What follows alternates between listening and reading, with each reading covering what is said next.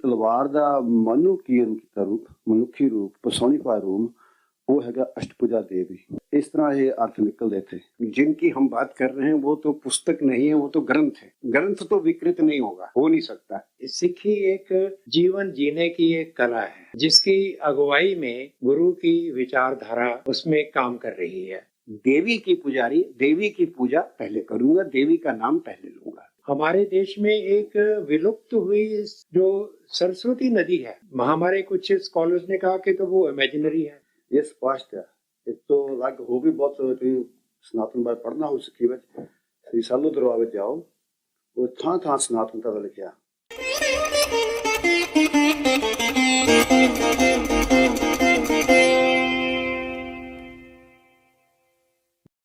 Thank you everybody for joining us today. And the topic we have today is Sanatan Dharma and Sikhi. This is going to be a panel discussion.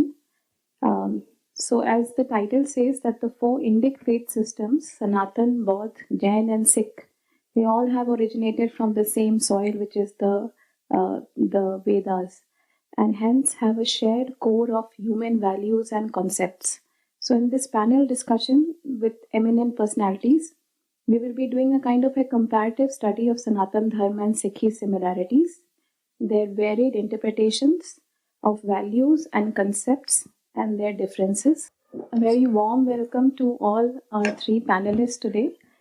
So Professor Kapil Kapoorji is an academician par excellence and former chairman Indian Institute of Advanced Studies, and he was also the Pro Vice Chancellor of JNU. Gurudev Nidar Singh Nihangji, he is the last surviving master of the Sanatan Shastra Vidya, the ninth Gurudev of Shastra Vidya Akhada, a martial arts school founded in 1661 in Punjab, and the author of several books related to martial history.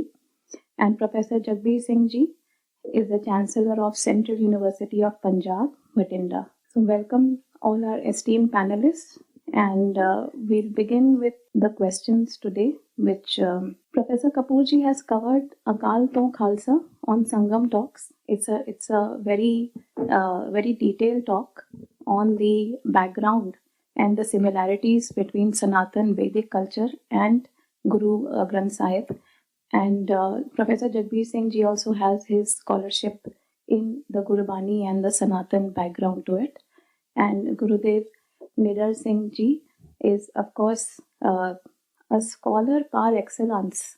In fact, Mr. MacLeod, who's referred to as one of the topmost Sikh scholars, in his English translation of Prem Sumarag, he has corrected his translation by referring to Gurudev Nidar Singh Nihang's interpretation and translation of the Gul Shastra. So the Akali Nihang Baba Darwara Singh Akhada of Buddha Dal traces its origin to 1661, and an extensive oral tradition is spoken of within the Akhada. And one tradition speaks of how when Guru Hargobind established the first Sikh Shastra Vidya Akhada in 1606, he began the practice of laying weapons out in a specific manner facing the Darbar Sahib at Akal Takht. And so Gurudev Nidar Singh Nihang Ji, we look up to you as an eminent scholar of Sikhi, and we will try to explore that more in our panel discussion today. So my first question I'll put to the panelists is that we all know the Vedant approach of the Sikh gurus, and of course the Guru Granth Sahib is Rig Vedic in its approach. So I would first like to ask this question to Professor Kapil Kapoorji, that in the Krishna Avatar part of Dasam Granth, Guru Gobind Singh Ji in Panna 335 states that At Devi Ju Ki Ustat Kathan, which is the praise of the goddess, and in a few verses then he states, Maina Pratham Ganesh Manau, Krishna Vishnu Kahu Na Dhyau. Then it ends with It Sri Devi Ustat Samap. So some political factions with some ambitions kind of make arth ka anarth of these things. I would like you to explain this, please. ऐसा है कि किसी भी पुस्तक जब हम उसका अर्थ निर्धारण करते हैं तो पूरा एक विहंगम पूरे ग्रंथ का ज्ञान होता है। जिनकी हम बात कर रहे हैं वो तो पुस्तक नहीं है, वो तो ग्रंथ है। और गुरु जी की जो दशम ग्रंथ है, इतना विस्तृत ग्रंथ है, उसमें से एक लाइन यहाँ से उठा के कुछ कह देना, जिस प्रबंध में वो लाइन आती है, उस प्रबंध की भी वो बाकी लाइनों को ध्यान न देना। तो इस प्रकार की जो प्रक्रिया है ग्रंथ को समझने की, ये विद्वत प्रक्रिया नहीं है, ये ग्रंथ को समझने की कोशिश नहीं है, उस ग्रंथ को विकृत करने की कोशिश है। ग्रंथ तो विकृत नहीं होगा, हो नहीं सकता, परंतु उस ग्रंथ के जो शिष्य हैं, उस ग्रंथ के जिनको जिज्ञासा है उसको जानने की, उनको भटकाने का ये एक साधन बन जाता है। अब जो गुरुजी ने कहा कि पहले तो वो देवी का देवी के वो पुजारी हैं, वो तो उनकी चाहे तलवार का नाम हो, चाहे उनका विचित्र नाटक कुछ भी पढ़ो, है ना, वो तो देवी के पुजारी हैं। देवी मतलब शक्ति के पुजारी हैं। उस समय में शक्ति की जरूरत थी। उस वक्त शस्त्र जो था वो शास्त्र को संजो के रखने के लिए, संभालने के लिए आवश्यक था। तो शक्ति के पुजारी थे, तो कहते देवी, वो कहते मैं शुभ अशुभ गणेश या और किसी अर्थ वाला जो देवता है उनकी बात नहीं करूंगा, पहले मैं देवी की करूंगा। इसका मतलब ये नहीं है कि मैं उनको मानता नहीं, मैं इस समय इस परिप्रेक्ष्य में मैं देवी की पुजारी, देवी की पूजा पहले करूंगा, देवी का नाम पहले लूंगा। अब जैसे शेक्सपियर के जूलियस सीजर में जब युद्ध होने लगता है जी, सीजर का और उनका, तो वो कहता है ब्रूटस कि थोड़ी बात कर लें, तो वो एंटनी कहता है वर्ड्स बिफोर ब्लोज, शस्त्र से पहले शास्त्र है। ये समय शास्त्र का नहीं है, शास्त्र का। पर गुरुजी तो अद्भुत प्रतिभा के थे, और गुरुजी कवि भी थे, संत भी थे, विद्वान भी थे और संत भी थे। संत, विद्वान, कवि और योद्धा, चार चीजें गुरुजी में, चार चीजें। आपको दुनिया में दूसरा एग्जाम्पल नहीं मिलेगा जिसमें ये चार गुण हैं। तीन मिल जाएंगे, चार नहीं मिलेंगे। तो उन्होंने समय को पहचान के उन्होंने लिखा। तो एक लाइन बीच वाली ले ली, जो पहले कहा वो नहीं बताना, जो बाद में कहा वो नहीं बताना, तो ये भटकाने की बात है। मेरे विचार में ये पढ़ने का ढंग, ये अध्ययन का ढंग नहीं है। हमेशा ग्रंथ को खासकर हमारे यहाँ जब भी कोई ग्रंथ का अध्ययन करते हैं तो पहले जगह को साफ करते हैं, पहले दिमाग को भी साफ करते हैं, अपने को शुद्ध करते हैं। शुद्ध करने के बाद ग्रंथ का अध्ययन करते हैं। मानसिक शौच और शारीरिक शौच दोनों के बाद, और स्थान का शौच, उसके बाद बैठ के वो बात करते हैं। तो इसलिए ये अध्ययन नहीं है, इसको हमें ज्यादा सीरियसली नहीं लेना। Thank you so much, Professor Kapoor ji. Now I'll go to Gurudev Nidhar Singh ji. Gurudev, first of all, we are honored to have in this lineage of Akhadas the master sitting with us right now. And Akhada, the website says Sanatan Shastra Vidya. Yes, जो education मैंने मिली है दलां च मिली है। एक सवा से पंजाब विच जितो education लेनी है, यहाँ दरबार सिंहों को पारा, रैतवंत जहाँ सिख हजारा, जहाँ सिंह को दल फिरे, यहाँ रैतवंत सभी सिंह, 5 बार खलोते हरी जी, उत्ते 5 साल रहना दलां में। You have to stay in the Dalles for 5 years, and then you acquired the knowledge. Now this system got broken down. ਇਹ ਸਾਰੀ ਸਿਸਟਮ ਖਤਮ ਹੋ ਗਈ ਅੰਗਰੇਜ਼ ਰਾਜ ਆਉਣ ਨਾਲ। ਤਾਂ ਹੁਣ ਤਾਂ ਤੁਹਾਨੂੰ ਪਤਾ ਨਿਹੰਗ ਸਿੰਘਾਂ ਦਾ ਕੀ ਹਾਲਤ ਹੈ ਕਿਤਾ, ਪਰ ਫਿਰ ਵੀ ਕੁਝ ਬਜ਼ੁਰਗ ਹੈਗੇ ਨੇ, ਸਿਆਣੇ ਹੈਗੇ ਨੇ ਪੰਥ ਵਿੱਚ, ਦਲਾਂ ਵਿੱਚ ਵੀ ਇਹਦੀ ਵਿਦਿਆ ਪੁਰਾਤਨ ਜਾਣਦੇ ਨੇ। ਜੋ ਆ ਤੁਕ ਹੈ ਇਹ ਸਮਝਣਗੇ ਮੈਂ ਪ੍ਰਥਮੇ ਗਣੇਸ਼ ਮਾਨ ਨੂੰ ਪਿਛੇ ਕਬੂਲ ਤੇ ਆਉਂ। ਇਸ ਦਾ ਸਹੀ ਅਰਥ ਕਰਨਾ, ਇਸ ਦੇ ਹੈਡਿੰਗ ਦੇਖੋ ਤੁਸੀਂ, ये इसका हेडिंग हैगा अथ देवी जी की उस्तत कथन, कि अब हम देवी जी की उस्तति कथन होनी है। और याद मतलब समाप्त करना, वो कहते इति श्री देवी उस्तत समाप्त है। इस तो मतलब जो विषय है द हेडिंग, जब भी आप कोई भी कुछ लिखिए आप हेडिंग देंगे, कुछ क्लैरिफाई करता है कि दिस इज द सब्जेक्ट। तो इतने ये भी लिखा कि इति श्री देवी उस्तत समाप्त, कि इतने हम खत्म हो जाती है। इसलिए जो भी विचार हैगा ये सब देवी की उस्तत है। उस तरह है शस्त्रधारी है जो प्रथम गणेश माने, हम जिन्ने मतलब अपने पुरातन समय पंडिता उद्घाटन करते, किताबां लिखते, वो या देवी की उस्तत या गणेश की उस्तत करते या सरस्वती की। पर यह हैगा मतलब युद्धमय ग्रंथ। शस्त्र विद्या च भी देवी की पूजा होंगी। कभी ना पूजो मां चंडिका जीवित हूँ मुआ। देवी का अर्थ है शस्त्र, देवी का अर्थ है मतलब वो शक्ति जो मतलब धर्म की पालना करे। इस तरह भी ये समझो वाहिगुरु, वाहिगुरु जो ब्रह्म कह दो आप, ब्रह्म हैगा हुक्मरान, हुक्मरान की शक्ति है उसकी हुक्म विच। जो हुक्म जो है वो है उसकी आदि शक्ति। आदि शक्ति का जो प्रतीक है, रिप्रेजेंटेशन है, वो इस तरह एक इस तलवार है। और तलवार दे मान लो खास करके 8 हथ होंगे ने। हथ लफ्ज हुण ਸੰਸਕ੍ਰਿਤ ਵਿੱਚ ਮੰਨ ਲਓ ਹੈਂਡ ਹੋ ਜਾਂਦੇ ਆ ਤੇ ਅਸ਼ਟਕ ਦਾ ਡਾਰਨਾ ਵਾਰਦਾ ਸਮਟਾ ਤਿਰਛਾ 8 ਹੋ ਗਏ। ਇਸ ਤਰ੍ਹਾਂ ਮੰਨ ਲਓ ਜੋ ਉਹਦੇ ਪੈਂਤਰੇ ਹੈਗੇ ਆ ਯੁੱਧਨ ਫਾਈਟਿੰਗ ਫੋਮ ਉਹ ਮੰਨ ਲਓ ਸੁਭਾਅ ਦਾ ਹੈਗਾ ਫੈਮਿਨਿਨ। ਉਸ ਤਰ੍ਹਾਂ ਲੱਗ ਗਿਆ ਇਸ ਤੋਂ ਫਿਰ ਮੰਨ ਲਓ ਮੰਨ ਲਓ ਅੱਗੇ ਵੱਧਦੀ ਉਹ ਝੁਕ ਕੇ ਜਿਵੇਂ ਸਟੈਲਥ ਵਿੱਚ ਸ਼ੇਰ ਤੇ ਹੁੰਦੀ ਆ। ਇਸ ਲਈ ਤਲਵਾਰ ਦਾ ਮਨੁੱਖੀਨ ਕੀਤਾ ਰੂਪ ਮਨੁੱਖੀ ਰੂਪ ਪਰਸੋਨੀਫਾਈ ਰੂਪ ਉਹ ਹੈਗਾ ਅਸ਼ਟਭੁਜਾ ਦੇਵੀ।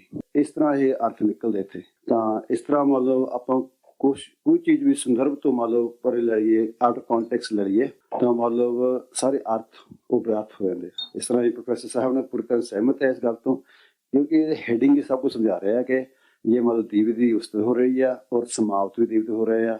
ਤਾਂ ਇਹ ਮਤਲਬ ਜੰਗ ਵੇਲੇ ਆਪਾਂ ਪ੍ਰਥਮ ਗਣੇਸ਼ ਨਹੀਂ ਤੇ ਆਉਂਗੇ ਜੰਗ ਵੇਲੇ ਆਪਾਂ ਕ੍ਰਿਸ਼ਨ ਮਹਾਰਾਜ ਰਾਮਚੰਦਰ ਨੂੰ ਤੇ ਆਉਂਗੇ। ਰਾਮ ਨੇ ਵੀ ਜੰਗ ਤੋਂ ਪਹਿਲਾਂ ਦੀਵੀ ਨੂੰ ਧਿਆਇਆ ਸੀਗਾ। ਕ੍ਰਿਸ਼ਨ ਮਹਾਰਾਜ ਨੇ ਦੀਵੀ ਨੂੰ ਚਲਾਏ। ਜਿੰਨੇ ਯੋਧੇ ਜਿੰਨੇ ਵੀ ਅਖਾੜੇ ਆਪਣੇ ਇੱਥੇ ਹਿੰਦੁਸਤਾਨ 'ਚ ਹੈਗੇ ਆ ਜੋ ਕਿਸ ਤਰ੍ਹਾਂ ਦੀ ਮਤਲਬ ਕਲਾਰੀ ਦਾ ਖਲਾਰਾ ਹੋਵੇ ਸ਼ਸਤਰ ਦਾ ਅਖਾੜਾ ਹੋਵੇ ਜਿੱਥੇ ਹੋਵੇ ਸਾਰੀ ਦੀਵੀ ਉਸਤਤ ਹੁੰਦੀ ਹੈ। ਇਸ ਲਈ ਉਸ ਕੰਟੈਕਸਟ ਨੂੰ ਲੈਣਾ ਚਾਹੀਦਾ। ਬਾਕੀ ਇਸ ਨੂੰ ਵਿਗਾੜ ਕੇ ਪੇਸ਼ ਕਰਨਾ ਤਾਂ ਕਰੀ ਜਾਓ ਪਰ ਇਹਦੇ ਹੈਡਿੰਗ ਤੇ ਐਂਡਿੰਗ ਸਮਝਾਉਣੀ ਸਾਨੂੰ ਕੀ ਚੀਜ਼ है। थैंक यू सो मच गुरुदेव जी। बड़ा अच्छा इन्होंने समझाया है पढ़ने का ढंग अध्ययन का ढंग के हेडिंग और कंक्लूजन उसके बीच वो दोनों बताते हैं कि इसके बीच में क्या है। उनमें से अगर एक लाइन उखाड़ के सिर्फ आप करोगे तो आप समझोगे। Professor Jagbir Singh ji, I wanted to ask you कि जिस तरह से आपने अपने कई लेक्चर्स में बोला है कि गुरु नानक जी कहते थे कि मैं कोई गाना नहीं गा रहा हूँ, ये नहीं कर रहा हूँ, मैं ब्रह्म का जो है ध्यान कर रहा हूँ। तो ये जो ब्रह्म है this is a concept similar even in the वेदांतिक culture and also in the Guru Granth Sahib. सबसे पहले तो मैं आपको ये कांग्रेचुलेट करता हूँ कि आपने बहुत ही महत्वपूर्ण विषय चुना है आज की डिस्कशन के लिए कि सनातन धर्म और सिक्खी की परिभाषा गुरु नानक देव जी ने एक सूत्र में की है। वो कहते हैं सिक्खी शिक्षा गुरु विचार। सिक्खी तो एक शिक्षा है जो गुरु के विचारों के अनुसार है।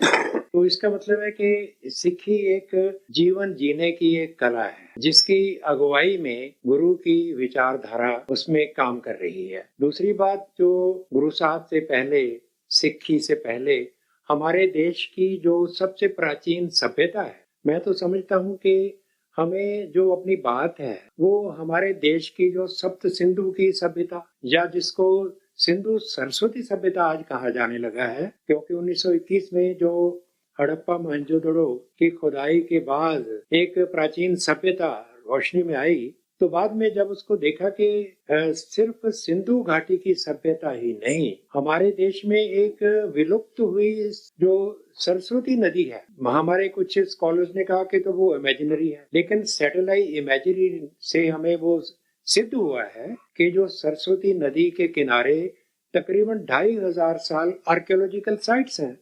तो मैं ये कहना चाहता हूँ कि हमारे देश की जो सबसे प्राचीन सभ्यता है दुनिया की सबसे प्राचीन है उसका जो आर्कियोलॉजिकल डेटिंग मेथड से और हमारी जो एस्ट्रोनॉमिकल डेटिंग मेथड हमारे पास ऋषियों का एक गणना का एक उसकी विधान है वो है एस्ट्रोनॉमिकल सिस्टम से। तो हमारी जो सभ्यता है 10,000 साल से पुरानी है दुनिया।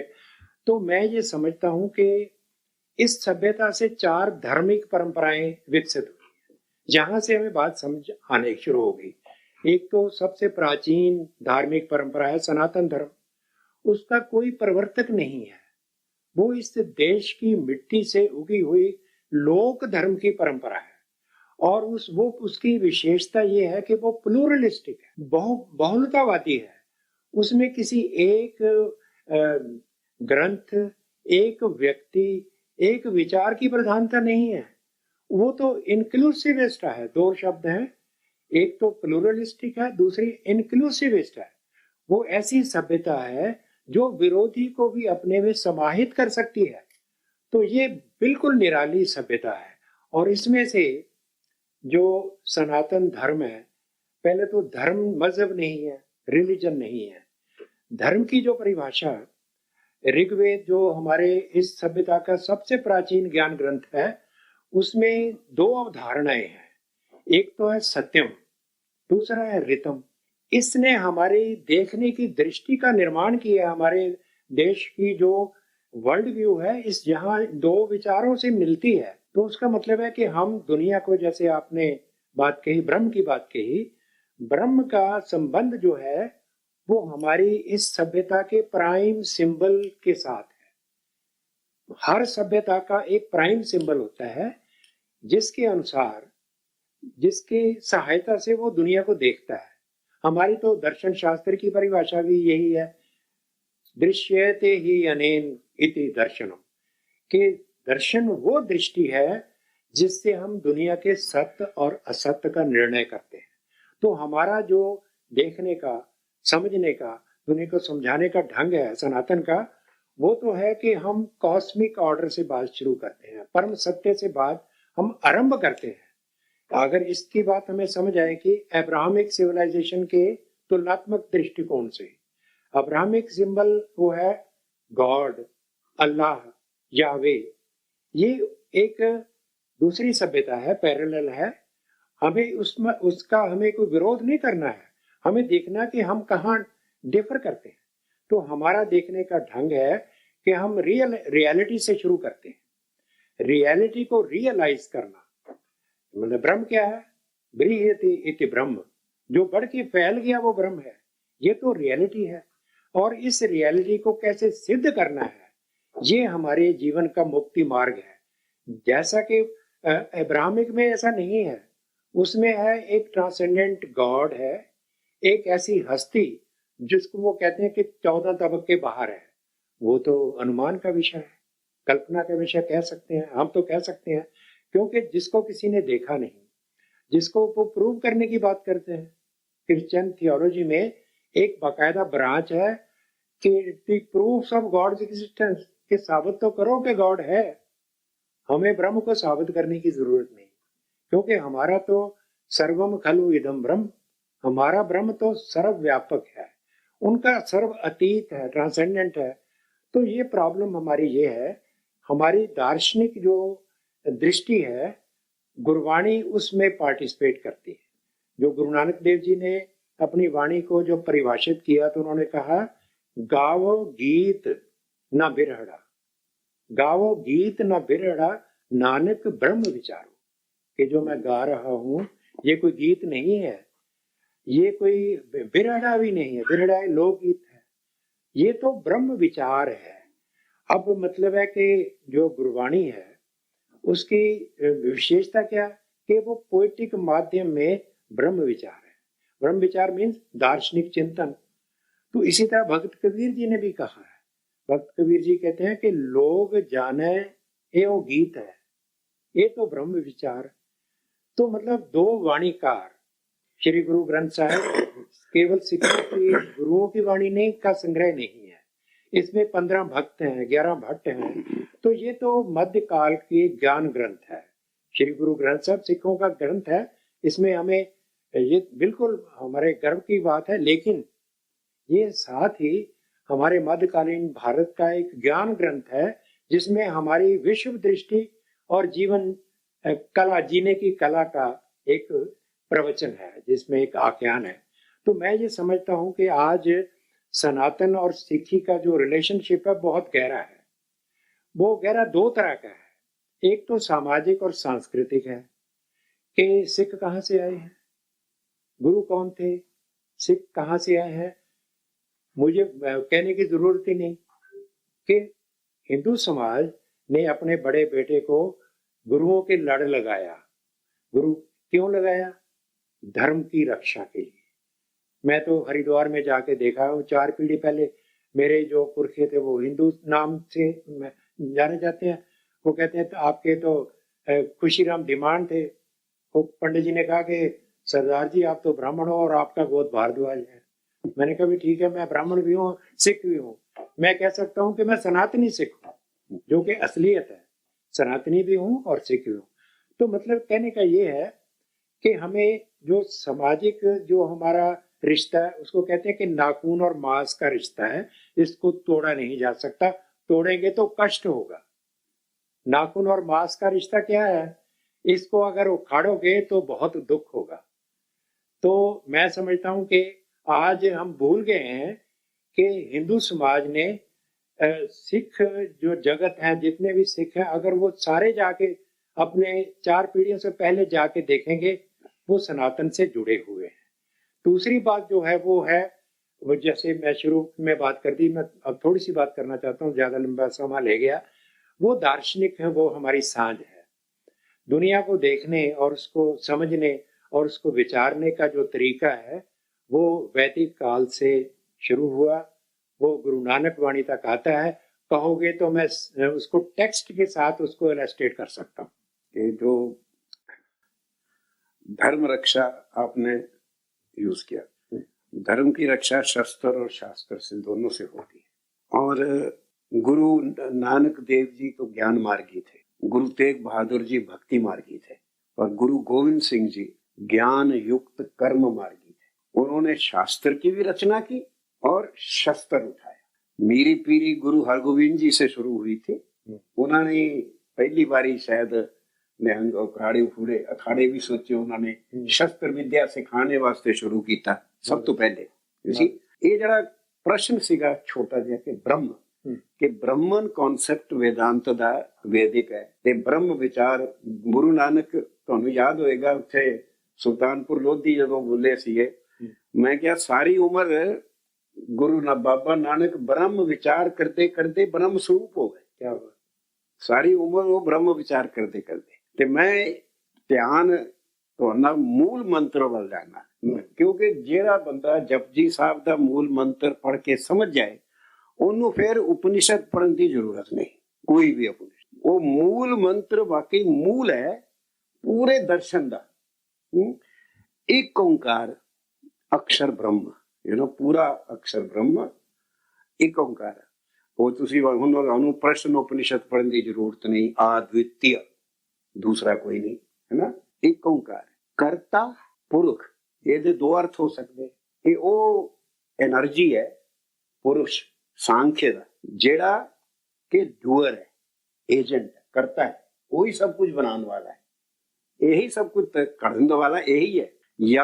या तुसी कहो कि करता है कि पुरख भी है, करता भी है, डूअर भी है, और उस डूइंग दी एनर्जी भी है, सिद्धांत भी है।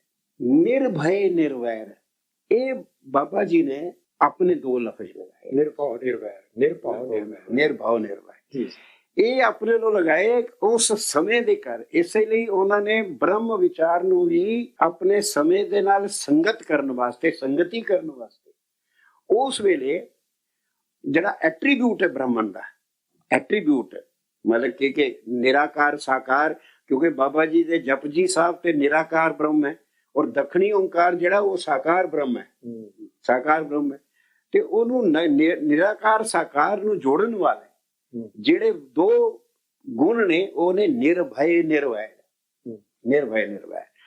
ਤੇ ਇਦਾਂ ਹੀ ਮੈਂ ਜ਼ਿਆਦਾ ਟਾਈਮ ਨਹੀਂ ਲੈਣਾ, ਪੂਰਾ ਮੰਤਰ ਜਿਹੜਾ ਹੈ ਇੱਕ ਵਾਰੀ ਕੋਈ ਜਿਹੜਾ ਆਦਮੀ ਗਹਿਰਾਈ ਨਾਲ ਸਮਝ ਲਏਗਾ ਤੇ ਬਾਬਾ ਜੀ ਨੇ ਉਹ ਬਿਲਕੁਲ ਜਿਹਨੂੰ ਕਹਿੰਦੇ ਨੇ ਰਸ, ਵੇਦਾਂਤ ਦਾ, ਪੂਰੇ ਵੇਦਾਂਤ ਦਰਸ਼ਨ ਦਾ ਰਸ ਉਹਨਾਂ ਦੇ ਮੂਲ ਮੰਤਰ ਚ ਹੈਗਾ। ਹੁਣ ਜਿਹੜੀ ਧਰਮ ਦੀ ਰਕਸ਼ਾ ਜਿਹੜੀ ਹੁੰਦੀ ਹੈ, ਧਰਮ ਦੀ ਰਕਸ਼ਾ, ਧਰਮ ਕੀ ਹੈ? अल्टीमेटली धर्म का मतलब है अपनी सोच, अपनी समझ, जेड़ा साडा वर्ल्ड व्यू है, साडा दर्शन, जिदे अनुसार असी अपना जीवन जीने हैं, उस जीवन जीन दी जिहड़ी स्वतंत्रता है, उस उन्हां विचारां नूं रखण, पालन, संजोण दी जिहड़ी स्वतंत्रता है, ओदी जिहड़ी रक्षा है, वो धर्म दी रक्षा। ओ रक्षा सिर्फ ज्ञान नाल नहीं हो सकती, वो देवी नाल होंदी। Thank you so much, Professor Kapoor ji. ਜੇ ਆਪਾਂ ਸਨਾਤਨ ਲਫ਼ਜ਼ ਲਈਏ, ਹੁਣ ਆਮ ਸਿੱਖਾਂ ਨੂੰ ਇਹ ਨਹੀਂ ਪਤਾ ਕਿ ਗੁਰਬਾਣੀ ਵਿੱਚ ਵੀ, ਗੁਰੂ ਗ੍ਰੰਥ ਸਾਹਿਬ ਵਿੱਚ ਵੀ ਇਸ ਦਾ ਜ਼ਿਕਰ ਹੈ, ਅਬ ਮਨ ਉਲਟ ਹੋਇਆ, ਅਬ ਮਨ ਉਲਟ ਸਨਾਤਨ ਹੁਆ। ਇਹ ਕਬੀਰ ਜੀ ਦਾ ਲਫ਼ਜ਼ ਹੈ। ਇਹ ਤੁਸੀਂ ਮੰਨ ਲਓ ਪੇਜ ਨੰਬਰ ਦੇਖ ਲਓ 327 ਤੇ ਦੇਖ ਸਕਦੇ ਆ, ਅਬ ਮਨ ਉਲਟ ਹੋਇਆ, ਉਲਟ ਸਨਾਤਨ ਹੁਆ। ਅੱਗੇ ਜਾ ਕੇ ਭਾਈ ਗੁਰਦਾਸ ਜੀ ਵੀ ਹੈਗੇ ਆ, ਨੌਜਵਾਨ ਤੇ ਲਿਖਦਾ ਹੈ, ਮਤਲਬ ਇਹ ਵਾਰ 181 ਆ ਭਾਈ ਗੁਰਦਾਸ ਜੀ ਦੀ। गुरमुख सुख फल जाकत पे उल्टी तन सनातन मन उन मन माने है। कि मान लो गुरमुख फल, गुरमुख का फल छकते हुए साਡਾ ਧਨ ਹੈਗਾ, ਇਹ ਸਾਡਾ ਮਨ ਹੈਗਾ, ਸਨਾਤਨ ਹੋ ਗਿਆ। ਉਪਰਾਮ ਹੋ ਗਿਆ ਮੰਨ ਲਓ ਦੁਨੀਆ ਤੋਂ। ਇਸ ਤਰ੍ਹਾਂ ਮੰਨ ਲਓ ਹੁਣ ਸਭ ਲੋਕ ਗ੍ਰੰਥ ਵਿੱਚ ਤਾਂ ਇਹ ਤੋਂ ਵੀ ਸਪਸ਼ਟ ਹੈ। ਹੁਣ ਆਮ ਤੌਰ ਤੇ ਕੋਈ ਗ੍ਰੰਥ ਸਾਹਿਬ ਨੂੰ ਕੋਈ ਡਿਨਾਈ ਨਹੀਂ ਕਰਦਾ, ਕੋਈ ਵੀ ਸਿੱਖ ਹੋਵੇ ਗੁਰੂ ਮਹਾਰਾਜ ਨੂੰ ਕੋਈ ਡਿਨਾਈ ਨਹੀਂ ਕਰਦਾ ਕਿ ਸਾਡੀ ਬਾਣੀ ਨਹੀਂ ਹੈਗੀ। ਭਾਈ ਗੁਰਦਾਸ ਨੂੰ ਵੀ ਕੋਈ ਡਿਨਾਈ ਕਰਦਾ। ਖਾਸ ਕਰ ਸਭ ਲੋਕ ਗ੍ਰੰਥ ਨੂੰ ਨਿਹੰਗ ਸਿੰਘਾਂ ਚ ਮੰਨ ਲਓ, ਨਿਰਮਲਿਆਂ ਵਿੱਚ, ਉਦਾਸੀਆਂ ਵਿੱਚ, ਜੋ ਪੁਰਾਤਨ ਜੋ ਆਪਣੇ ਆਪ ਨੂੰ ਸਨਾਤਨ ਕਹਾਉਣ, ਉਹਨਾਂ ਚ ਸਭ ਲੋਕ ਗ੍ਰੰਥ ਸਾਹਿਬ ਉਹਨਾਂ ਸਤਿਕਾਰ ਹੈ ਜਿਤਨਾ ਦਸਮ ਦਾ ਔਰ ਆਦਿ ਦਾ। ਗੁਰੂ ਗੋਬਿੰਦ ਸਿੰਘ ਮਹਾਰਾਜ ਸਪਸ਼ਟ ਲਿਖਦੇ ਨੇ ਸਭ ਲੋਕ ਗ੍ਰੰਥ ਵਿੱਚ, ਸਨਾਤਨਤਾ ਮੇਰੀ ਪ੍ਰਭ ਸਫਲ। ਇਹ ਪ੍ਰਭੂ ਜੀ ਮੇਰੀ ਸਨਾਤਨਤਾ ਸਫਲ ਹੋ ਜਾਵੇ, ਸਕਸੈਸਫੁਲ ਹੋ ਜਾਵੇ, ਸਾਰੀ ਦੁਨੀਆ ਵਿੱਚ ਸਕਸੈਸਫੁਲ ਹੋ ਜਾਵੇ। ਇਹ ਸਪਸ਼ਟ ਹੈ। ਇਸ ਤੋਂ ਅਲੱਗ ਹੋ ਵੀ ਬਹੁਤ ਤੁਸੀਂ ਸਨਾਤਨ ਬਾਰੇ ਪੜ੍ਹਨਾ ਹੋ ਸਿੱਖੀ ਵਿੱਚ, ਸ੍ਰੀ ਸਾਲੂ ਦਰਬਾਰ ਵਿੱਚ ਜਾਓ, ਉਹ ਥਾਂ ਥਾਂ ਸਨਾਤਨਤਾ ਦਾ ਲਿਖਿਆ। ਬਾਕੀ ਜੇ ਆਪਾਂ ਦੇਖੀਏ ਕਿ ਸਨਾਤਨ ਜੋ ਹੈ ਇਸ ਦਾ ਮਤਲਬ ਕੀ ਹੈ, what it means to be Sanatan, what it means to be not ਸਨਾਤਨ, ਕੀ ਮਤਲਬ ਹੈ, ਕੀ ਅਰਥ ਹੈ। ਸਨਾਤਨ ਵਿਚਾਰ ਇਹੀ ਹੈ ਕਿ ਜੋ ਵਾਹਿਗੁਰੂ ਹੈ, ਬ੍ਰਹਮ ਹੈ, ਉਹ ਜੋ ਵਿਚਾਰ ਹੈ ਬ੍ਰਹਮ ਵਿਚਾਰ, ਉਹ ਸਦੀਵ ਹੈ। आज सच है, जगत सच है भी सच है। वो कदम फर्क नहीं पा जो विचार धुरों चलती आती हुण तक है। ये शब्द आता एक गुरु ग्रंथ साहिब पन्ना 1390 में चल जाओ, सतयुग ते मानियो छल बल वावण पयो। कि सतयुग विच मानियो ये मनन की कि सतगुर कौन सीगा, उस विच सीगा वावण, हुण बल नूं छलिया। त्रेते ते मानियो राम रघुवंश कहायो। कि त्रेते विच वही सतगुर राम का रूप धार गए तो उसने अपने आप रघुवंश कहाया। द्वापर कृष्ण मरार कंस कितार्थ कियो। कि द्वापर विच वही सतगुरु ने अपने आप कृष्ण महाराज कहाया तो मान लो मुरार मुर्द रैंत नूं और मान लो कंस नूं खत्म किया। उग्रसेन को राज अवे भगत नूं जन दियो। उग्रसेन राज दिता तो गुण दिते भगतां नूं। तो अगली तुक बड़ी खास है, कलयुग प्रमाण। कि हुण एग्जैक्ट प्रमाण के उसी तरह कलयुग विच नानक गुरु अंगद अमर कहायो। श्री गुरु राज अबचल के जो गुरु का राज है, श्री गुरु राज का किदा वो किते जान वाला नहीं हैगा, वो अटल है। तो आदि पुरख ये वाहिगुरु ने फरमाया। राम होए, कृष्ण होए, गुरु नानक है, गुरु गोबिंद, जिथे मतलब ये सारा ब्रह्म विचार है। इस तरह मतलब आप गुरु मंत्र का भी लईए, गुरु मंत्र से भी अर्थ किए जाते हैं। भाई गुरदास जी करते हैं। फिर भाई गुरदास जी को आख्या गया कि मतलब गुरु ग्रंथ साहिब की कुंजी है, ये आम मन्ने जाता सारे पासे। ये हैगी वार 49 उस विच लगे वाहिगुरु मंत्र। वाहिगुरु मंत्र के अर्थ किए गए हैं। जे हुण आपां चर्चा करिए, गल करिए, कट्टर लोग होंदे ना वो फिर बोलण लग पैंदे कि आपां इदां नहीं करनी। तुसीं मान लो बाणी दे तुहानूं बाणी प्रमाण दे जाणे आ, ये तूं आपे समझोगे। जे फिर भी तुहानूं समझ आएगी फिर असीं तुहानूं वाधू को कह नहीं सकदे। इस तरह सतयुग सतगुर, सतयुग सतयुग सतयुग विच सतगुर वासुदेव वावा विष्णु नाम च पाया। कि वासुदेव ने जो हर थां वसदा हुण विष्णु नाम च पाया। द्वापर सतगुर हरि हर कृष्ण हाहा हर हर नाम च पाए। कि हुण मान लो हर कृष्ण ने हर नाम च पाया। त्रेते सतगुरु राम जी रारा राम जपे सुख पावे। फिर त्रेते विच रामचंद्र होए गुरु सतगुर, तो उन्होंने मान लो राम का जप होया, उन्होंने सुख पाया। आपां कलयुग, हुण कलयुग का समा आ गया। कलयुग नानक गुरु गोबिंद, क्योंकि जिस वे लिखे गए भाई गुरदास जी, गुरु हरगोबिंद जी महाराज जी गुरु सन छेवें, गग्गा गोबिंद नाम लावे। इस तरह मान लो चारे जगह चारे जोगे पचायन विच जाए समा के चारों जगह तो राम तो हरि तो गोबिंद तो ये सारे मंत्रों तो पहला अक्षर लैके चारे अक्षर एक कर वाहिगुरु जो जप मंत्र जपावे, चारे अक्षर लैके पहले लैके इस तरह ही वाहिगुरु मंत्र की बनतर है। तो कंस्ट्रक्ट वाहिगुरु मंत्र ही मान लो इस तरह ही विष्णु के नाम तो है। हुण सिक्खी विच आम तौर पर जी परंपरा पे हिंदुस्तान हैगी है निर्गुण और सरगुण पूजा। अपने हिंदुओं में निर्गुण भगत भी है जो किसी मूर्ति नहीं मानते, सरगुण नहीं पूजते, निर्गुण पूजते हैं। तो इस तरह मतलब सरगुण भी है। वैसे गुरबाणी में सुखमनी साहिब लिखा है निर्गुण सरगुण प्रभ आप। ये आप सिखां की भक्तमाला पढ़िए उस स्पष्ट लिखा है एक सिख मतलब सवाल करता गुरु अर्जन देव ने कि महाराज पंडित लोग तो इस तरह कहते हैं कि तुम जे इदा ना पूजा की तुम मान लो गां तो तरना नहीं है कि केड़ी पूजा करिए, सरगुण करिए या ही करिए मान लो निर्गुण। ये ग्रंथ हैगा एट्रीब्यूट भाई मणि सिंह नूं, भाई मणि सिंह के विचार है। तो भाई मणि सिंह उत्थे फिर गुरु साहब समझाते कि मान लो जिद्दां दो भाषा होंदियां लाइक डबल लैंग्वेज, एक भाषा मतलब हैगी है सरगुण दी, एक निर्गुण दी। जिथे भी तुहाडा दिल लगदा है जिद्दां तुसीं रब तक पहुंच सकदे पहुंचोगे। गल तो वड्डी है रब तक पहुंचण दी। ये नहीं कि मैं राम जपा, मैं हरि जपा, मैं गोबिंद या वाहिगुरू जपा। ਇਸ ਤਰ੍ਹਾਂ ਮੰਨ ਲਓ ਸਿੱਖੀ ਜੋ ਹੈ ਇਸਦੇ ਗੁਰੂ ਮੰਤਰ ਦੀ ਬੰਤਰ ਤੋਂ ਸਪਸ਼ਟ ਹੁੰਦਾ। ਬਾਕੀ ਜੋ ਮੰਨ ਲਓ ਪਹਿਲਾਂ ਆਖਿਆ ਗਿਆ ਕਿ ਮੰਨ ਲਓ ਸਤਿਯੁਗ ਤੇ ਮਾਨਿਓ ਬਾਵਨ ਅਵਤਾਰ ਰਾਮ ਅਵਤਾਰ ਕ੍ਰਿਸ਼ਨ ਸਾਰੇ, ਇਹ ਤੋਂ ਸਾਫ਼ ਹੁੰਦਾ ਕਿ ਮੰਨ ਲਓ ਇਹ ਸਭੀ ਮੰਨ ਲਓ ਸਨਾਤਨ ਵਿਚਾਰਧਾਰਾ ਹੈ।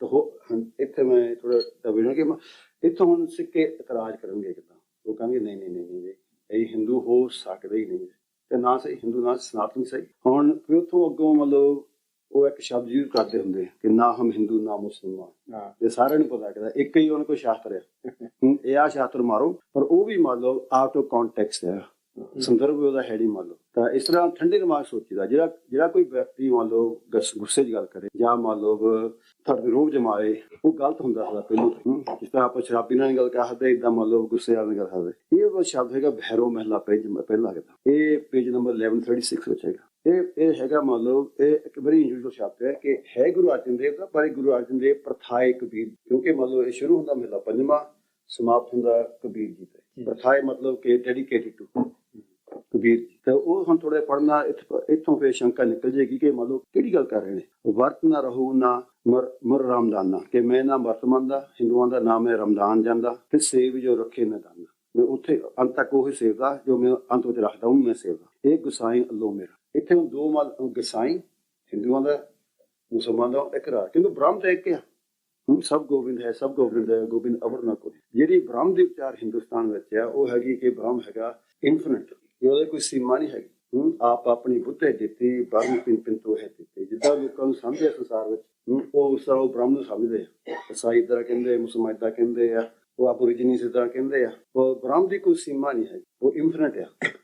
ਔਰ ਬਹੁਤੇ ਧਰਮਾਂ ਵਿੱਚ ਬ੍ਰਹਮ ਨੂੰ ਸੀਮਤ ਕਰਨ ਦੀ ਕੋਸ਼ਿਸ਼ ਕਰਦੇ ਕਿ ਕੱਲਾ ਕਿ ਅੱਲਾ ਮਤਲਬ ਇੱਥੇ ਤੱਕ ਸੀਮਤ ਆ, ਇੱਥੇ ਤੱਕ ਉਹ ਸੀਮਤ ਹੈ ਕਿ ਮੰਨ ਲਓ ਕ੍ਰਿਸ਼ਨ ਹੈ ਜਾਂ ਇਹ ਹਾਂ ਇਹਦਾ ਬ੍ਰਹਮ ਦੀ ਸੀਮਾ ਨਹੀਂ ਹੈ ਕਿ ਉਹਨੂੰ ਸੀਮਤ ਕਰਨਾ। ਸੋ ਇਸ ਤੇ ਉਹ ਅੱਗੇ ਇੱਕ ਗੁਸਾਈ ਅੱਲਾ ਮੇਰਾ, ਹਿੰਦੂ ਤੁਰਕ ਦੋਹਾਂ ਨਵੇੜਾ, ਮੈਂ ਦੋਹਾਂ ਨਵੇੜਤਾ। ਹਮ ਹਜ ਕਾਬੇ ਜਾਓ ਨਾ ਤੀਰਥ ਪੂਜਾ, ਮੈਂ ਨਾ ਕਾਬੇ ਜਾਂਦਾ ਨਾ ਮੈਂ ਮਤਲਬ ਤੀਰਥ ਕਹਿੰਦਾ, ਇੱਕੋ ਸੇਵੀ ਅਵਰ ਨਾ ਦੂਜਾ। ਇਸ ਤਰ੍ਹਾਂ ਇਹ ਵਿਚਾਰ ਆਉਂਦੀ ਕਿੱਦਾਂ ਕਬੀਰ ਜੀ ਦੀ। ਤਾਂ ਇੱਥੋਂ ਅੱਗੇ ਚੱਲ ਕੇ ਪੂਜਾ ਨਵਾਜ਼ ਜਗਾਓ, ਏਕ ਨਿਕਾਰ ਤੇ ਹਿਰਦੇ ਸਮਾ ਕਰਾਓ, ਨਾ ਹਮ ਹਿੰਦੂ ਨਾ ਮੁਸਲਮਾਨ। ਇੱਥੋਂ ਗੱਲ ਆਉਂਦੀ ਹੈ ਕਿ ਨਾ ਹਮ ਹਿੰਦੂ ਨਾ। ਹੁਣ ਜਿਹੜੇ ਕੱਟਰ ਹੁੰਦੇ ਲੋਕ ਹੁਣ ਇਹ ਤੁਕ ਲੈ ਰਹਿਣੀ ਜਾਂ ਵੀ ਗੱਲ ਨਾਲ ਬਾਣੀ ਲਿਖਿਆ ਵੀ ਨਾ ਹਮ ਹਿੰਦੂ ਨਾ ਮੁਸਲਮਾਨ। ਅੱਗੋਂ ਇਹ ਪੁੱਛਦੇ ਕਿ ਲੱਗਿਆ ਅੱਗੇ ਇਹ ਵੀ ਲਿਖਿਆ ਕਿ ਹਮ ਸਿੱਖ ਹੈ, ਇਹ ਤਾਂ ਲਿਖਿਆ ਵੀ ਨਾ ਹਮ ਹਿੰਦੂ ਨਾ ਮੁਸਲਮਾਨ ਹਮ ਸਿੱਖ, ਇਹ ਗੱਲ ਵੱਖਰੀ। ਇਹ ਨਹੀਂ ਲਿਖਿਆ ਨਾ ਹਮ ਹਿੰਦੂ ਨਾ ਮੁਸਲਮਾਨ, ਅੱਲਾ ਰਾਮ ਕੇ ਪਿੰਡ ਪ੍ਰਾਣ, ਕਿ ਮੇਰਾ ਅੱਲਾ ਦਾ ਰਾਮ, ਕਿਉਂਕਿ ਵਾਹਿਗੁਰੂ ਬ੍ਰਹਮ ਹੈ, ਉਹਨੂੰ ਉਹਦਾ ਸਾਰਾ ਸਰੀਰ ਹੈਗਾ ਸਰੀਰ ਸਾਰਾ। ਕਹੋ ਕਬੀਰ ਇਹ ਕਿਆ ਬਖਾਨਾ, ਗੁਰ ਪਿਰ ਮਿਲ ਖੁਦ ਕਸਮ ਪਛਾਣ। ਕਬੀਰ ਜੀ ਆਹ ਮੈਂ ਕੀ ਗੱਲ ਹੈ, ਇਹ ਜਾ ਕੇ ਤੂੰ ਆਪਣੇ ਗੁਰੂਆਂ ਨੂੰ ਪੁੱਛੋ, ਗੁਰੂ ਹੁੰਦੇ ਹਿੰਦੂ ਗੁਰੂ ਪੀਰਾਂ ਨੂੰ ਪੁੱਛੋ, ਕਿਉਂਕਿ ਗੁਰਬਾਣੀ ਵਿੱਚ ਜਿੱਥੇ ਮੰਨ ਲਓ ਹਿੰਦੂ ਭਗਤ ਨੇ, ਜਿੱਥੇ ਮੰਨ ਗੁਰੂ ਸਾਹਿਬ ਨੇ, ਉੱਥੇ ਕਬੀਰ ਜੀ ਵੀ ਹੈਗੇ ਨੇ, ਆਪਣੇ ਆਪਣੇ ਹੱਥੇ ਬਾਬਾ ਸ਼ੇਖ ਵੀ ਹੈਗੇ ਨੇ ਕਿੱਦਾਂ। ਤਾਂ ਉਹ ਵੀ ਉਹਨਾਂ ਨੂੰ ਮੰਨੇ ਕਿ ਉਹ ਵੀ ਬ੍ਰਹਮ ਗਿਆਨੀ ਹੈ। ਆਪਾਂ ਮੱਥਾ ਟੇਕਦੇ ਨੇ, ਆਪਾਂ ਕਿਉਂ ਟੇਕਦੇ ਨੇ? ਇੱਥੋਂ ਫਿਰ ਇਹ ਮੰਨ ਲਓ ਸ਼ਬਦ ਅਰਥ ਕੱਢਣ ਵਾਸਤੇ, ਸਮਝਣ ਵਾਸਤੇ ਇੱਥੇ ਨਾਮਦੇਵ ਲੈਣੀ ਪੈਂਦੀ ਬਾਣੀ। ਨਾਮਦੇਵ ਜਦ ਕੇ ਹਿੰਦੂ ਅੰਨਾ ਤੁਰਕ ਕਾਣਾ, ਇੱਥੇ ਉਹ ਹਿੰਦੂਆਂ ਨਿੰਦ ਨਹੀਂ ਰਿਹਾ ਕਿਤਾ ਨਾਮਦੇਵ ਜੀ। ਨਾਮਦੇਵ ਸੀਗਾ ਭਗਤ, ਉਹ ਹਿੰਦੂ ਭਗਤ ਸੀਗਾ ਔਰ ਸੀਗਾ ਮਹਾਰਾਸ਼ਟਰ ਦਾ। ਉਹ ਹਿੰਦੂ ਵੈਸੇ ਬਾਣੀ ਵਿੱਚ ਆਪਣੇ ਹਿੰਦੂ ਨਾਮਾ ਹਿੰਦੂ ਵੀ ਉਹ ਆਪਣੇ ਕਹਿੰਦਾ ਹਿੰਦੂ ਅੰਨਾ ਤੁਰਕ ਕਾਣਾ, ਕਿ ਉਹ ਹਿੰਦੂ ਜੋ ਮੰਨ ਲਓ ਸਿਰਫ ਆਪਣੇ ਇਸ਼ਟ ਨੂੰ ਦੇਖਦਾ ਤਾਂ ਬਾਕੀ ਨੂੰ ਸਾਰੇ ਨਿੰਦਦਾ, ਕਿੱਦਾਂ ਦੇ ਹੋਏ ਨੇ ਕਿਤਾ। ਉਹ ਤੁਰਕ ਜੋ ਉਹਦੀ ਇੱਕ ਵਾਕਿਆ ਕਾਣਾ, ਉਹ ਇਹ ਤੁਰਕ ਜੋ ਆਪਣੇ ਮਤਲਬ ਮੱਧ ਵਿੱਚ ਰੱਬ ਦੇਖਦਾ ਤਾਂ ਹੋਰਾਂ ਨੂੰ ਦੇਖਦਾ ਨਹੀਂ ਕਿਤਾ, ਉਹ ਵੀ ਕਾਣਾ ਕਿਤਾ। ਇਸ ਦੇ ਨਾਮ ਦੇ ਵਿਚਾਰ ਕਿ ਹਿੰਦੂ ਅੰਨਾ ਤੁਰਕ ਕਾਣਾ, ਦੋਹਾਂ ਦੇ ਗਿਆਨੀ ਸਿਆਣਾ, ਦ ਵਾਈਜ਼ ਪਰਸਨ। ਗੁਰਬਾਣੀ ਜਿਹੜੀ ਜਿਤਨੀ ਵੀ ਬਾਣੀ ਹੈ, ਇਹ ਸਾਰੇ ਜੋ ਵਾਈਜ਼ ਸਿਆਣੇ ਬੰਦੇ ਹਨ, ਇਹ ਉਹਨਾਂ ਨਾਲ ਗੱਲ ਕਰ ਰਹੇ ਨੇ। ਹੁਣ ਆਪਾਂ ਸਮਾਜ ਦੇਖੀਏ, ਸਮਾਜ ਨੂੰ ਆਪਾਂ ਨਿਹੰਗ ਸਿੰਘ ਜਦ ਦੇ ਦਿੰਦੇ ਨੇ ਪੁਰਾਤਨ, ਅਸੀਂ ਸਮਾਜ ਨੂੰ ਇਹ ਆਖੀਦਾ ਕਿ ਇਹ ਅਪਰਾਧੀ ਅੰਸ਼ ਹੈ, ਲਾਈਕ ਕ੍ਰਿਮੀਨਲ, ਉਹਨੂੰ ਇੱਕ ਪਾਸੇ ਕਰ ਦਿਓ। ਉਹਨੂੰ ਮੰਨ ਲਓ ਜੋ ਕਹਿੰਦੇ ਕਾਨੂੰਨ ਤੇ ਲਾਗੂ ਲਾ ਦਿਓ, ਉਹਨੂੰ ਪਾਸੇ ਕਰ ਦਿਓ। ਉਹ ਫਿਰ ਜੇ ਬਾਕੀ ਰਹਿ ਗਏ ਸਿਟੀਜ਼ਨ ਕਾਨੂੰਨ ਪੈਦਾ ਕਰ, ਉਹ ਜਿਹੜੇ ਸਿਆਣੇ ਮੂਰਖ ਲੋਕ ਨੇ, ਨਾਨਕ ਮੂਰਖ ਸੇ ਨਾਲ ਦੂਜੇ ਉਹ ਮੂਰਖਾਂ ਤੋਂ ਉਹਨਾਂ ਨੂੰ ਇੰਗੇਜ ਹੀ ਨਹੀਂ ਹੋਣਾ। ਇੰਟਰਨੈਟ ਰੋਲ ਹੁੰਦੇ ਆ, ਬਾਕੀ ਹੁੰਦੇ ਆ, ਹੁਣ ਬੈਠੇ ਉਹਦੇ ਇੱਥੇ ਇੰਟਰ ਦੇ ਕਈ ਬੈਠੇ ਮੂਰਖਾਂ ਨਾਲ ਦੂਜਣਾ ਨਹੀਂ, ਉਹਨਾਂ ਨਾਲ ਮੰਨ ਲਓ ਕੋਈ ਵਾਹ ਨਹੀਂ ਲੈਣਾ। ਬਾਕੀ ਆ ਗਏ ਅੰਨੇ ਕਾਣੇ ਜੋ ਉਹਨਾਂ ਨੇ ਇੰਨਾ ਕੱਟਰਪੁਣਾ ਕੀਤਾ, ਉਹ ਕੁੱਤੇ ਨੂੰ ਵੱਢਣ ਪੈਂਦੇ ਆ, ਨਿਕਲਦਾ ਕੱਟਰ ਹੁੰਦਾ, ਇਹ ਕੁੱਤਾ ਨੂੰ ਵੱਢਣ ਪਵੇ। ਉਹਨਾਂ ਨੂੰ ਕੋਈ ਵਿਚਾਰ ਨਹੀਂ ਆਉਂਦੀ, ਨਾ ਕੋਈ ਮੰਨ ਲਓ ਇਸ ਤਰ੍ਹਾਂ ਉਹਨਾਂ ਨੂੰ ਵੀ ਮੰਨ ਲਓ ਕਿ ਉਹ ਹੱਥ ਜੋੜ ਕੇ ਬਾਬਾ ਜੀ ਤੁਸੀਂ ਆਪਣੀ ਥਾਂ ਜਗ੍ਹਾ ਠੀਕ ਹੈ, ਅਸੀਂ ਆਪਣੀ ਜਗ੍ਹਾ ਠੀਕ ਹੈ, ਦੂਰ ਹੋ। ਵੀ ਆਪਾਂ ਕਿਹਨਾਂ ਨਾਲ ਸਾਂਝ ਪਾਉਣੀ ਹੈ? ਆਪਾਂ ਪਾਉਣੀ ਹੈ ਜਿਹੜੇ ਨੇਕ ਬੰਦੇ ਸੰਸਾਰ 'ਚ ਹੋਣ, ਜਿਹੜੇ ਬੰਦੇ ਸੂਝਵਾਨ ਹੋਣ, ਸਮਝਦਾਰ ਹੋਣ, ਵਿਚਾਰ ਵਾਲੇ ਹੋਣ। ਇਹ ਗੁਰਮਤਿ ਵਿਚਾਰ ਆ, ਗੁਰੂ ਦੀ ਮੱਤ ਆ। ਮੱਤ ਵਿਚਾਰ ਨਾ ਹੁੰਦੀ ਹੈ, ਉਹ ਵਿਚਾਰ ਉਹਨੇ ਕਹਦੇ ਉਹ ਵਿਚਾਰਵਾਨ ਹੋਵੇ। ਜੇ ਕੋਈ ਨਹੀਂ ਵਿਚਾਰ ਹੈਗੀ ਉਹਨਾਂ ਆਪਾਂ ਵਿਚਾਰ ਨਹੀਂ ਕਹਦੇ। ਆਪਾਂ ਸ਼ਾਇਦ ਹੱਥ ਜੋੜ ਸਕਦੇ ਕਿ ਬਾਬਾ ਜੀ ਜਾਓ ਤੁਸੀਂ ਹੁਣ। ਇਸ ਲਈ ਨਾਮ ਦੇ ਜਿਆਦਾ ਹਿੰਦੂ ਅੰਨਾ ਤੁਰਕਾਣਾ ਦੋਹਾਂ ਤੇ ਗਿਆਨੀ ਸਿਆਣਾ, ਹਿੰਦੂ ਪੂਜੇ ਦੇਹਰਾ ਮੁਸਲਮਾਨ ਮਸੀਤ, ਨਾਮੇ ਸੋਈ ਸੇਵਿਆ ਜੈ ਦੇਹਰਾ ਨਾਮ ਸੀਤ। ਇਹ ਕੀ ਨਰਾਦਰ ਨਹੀਂ ਆਉਂਦਾ ਕਰ ਰਿਹਾ, ਐਕਸੈਪਟ ਨਾਮਦੇਵ ਸੀਗਾ ਨਿਰਗੁਣੀ ਭਗਤ ਦਾ। ਉਹ ਆਪਣੇ ਹਿਰਦੇ 'ਚ ਬੈਠ ਕੇ ਉਸ ਵਾਹਿਗੁਰੂ ਨੂੰ, ਚਾਹੇ ਉਹਨੂੰ ਰਾਮ ਕਰਕੇ ਯਾਦ ਕਰ ਲਓ ਜਾਂ ਅੱਲਾ ਕਰਕੇ, ਉਸ ਉੱਤੇ ਮੰਨ ਲਓ ਧਿਆਨ ਰੱਖਦਾ। ਇਸ ਲਈ ਬਾਣੀ ਹੈਗੀ ਗੁਰਮਤ, ਇਹ ਹੈਗੀ ਵਿਚਾਰ। ਤਾਂ ਇਹਨੂੰ ਉਹੀ ਵਿਚਾਰ ਸਕਦਾ ਜੋ ਸੂਝਵਾਨ ਹੋਵੇ, ਜਿਹੜਾ ਔਰ ਸੂਝਵਾਨ ਜੋ ਹੋਵੇ ਉਹਦਾ ਮੁੱਖ ਲੱਛਣ ਹੁੰਦਾ ਕਿ ਮੰਨ ਲਓ ਟੋਲਰੈਂਸ। ਜਿਹੜੇ ਮਤਲਬ ਜੋ ਗੱਲ ਕਰਦੇ ਨਫ਼ਰਤ ਵਿੱਚ, ਨਫ਼ਰਤ ਜੰਮਦੀ ਹੈਗੀ ਆ ਭੈ ਤੋਂ, ਡਰ ਤੋਂ। ਜੇ ਤੁਸੀਂ ਡਰੋਗੇ ਤਾਂ ਨਫ਼ਰਤ ਵੀ ਆਊਗੀ। ਔਰ ਕਿਸੇ ਵੀ ਆਪਣੇ ਅਧਿਆਤਮਿਕ ਗਿਆਨ ਗ੍ਰੰਥਾਂ ਵਿੱਚ ਜਾਂ ਨਾ ਵੇਦਾਂ ਵਿੱਚ, ਨਾ ਰਮਾਇਣ ਵਿੱਚ, ਸ਼ਾਸਤਰਾਂ ਕਿਤੇ ਵੀ ਨਫ਼ਰਤ ਕਰਨ ਨੂੰ ਕਿਤੇ ਪਾਸ ਨਹੀਂ ਕਿਹਾ ਗਿਆ। ਸਾਰਾ ਜੋ ਸੰਦੇਸ਼ ਹੈ ਪਿਆਰ ਦਾ, ਪ੍ਰੇਮ ਦਾ, ਸਾਂਝੀਵਾਲਤਾ ਦਾ ਹੈਗਾ। ਨਾਨਕ ਨਾਮ ਚੜ੍ਹਦੀ ਕਲਾ, ਤੇਰੇ ਬਾਣੇ ਸਰਬੱਤ ਦਾ ਭਲਾ, ਇਹ ਚੀਜ਼ ਹੈਗੀ। थैंक यू सो मच गुरुदेव जी, आपने तो सब कुछ बोल दिया। I don't know what to ask now. मैं इनकी बात का सारांश निकालता हूँ कि गुरबाणी जिहड़ी है, गुरबाणी पूरी भारत दी ज्ञान परंपरा हजारां सालां दी जिहड़ी विजडम है ਉਹਨੂੰ ਉਹਨਾਂ ਨੇ ਸੰਜੋ ਕੇ 16ਵੀਂ 17ਵੀਂ ਸ਼ਤਾਬਦੀ ਚ ਲੋਕ ਭਾਸ਼ਾ ਕੋ ਸੰਸਕ੍ਰਿਤ ਸੀਗਾ ਸਾਰਾ ਕੁਝ ਇਦਾਂ ਲੋਕ ਭਾਸ਼ਾ ਚ ਲੋਕਾਂ ਤੱਕ ਪਹੁੰਚਾਇਆ ਉਹ ਗਿਆਨ, ਪੂਰਾ ਗਿਆਨ।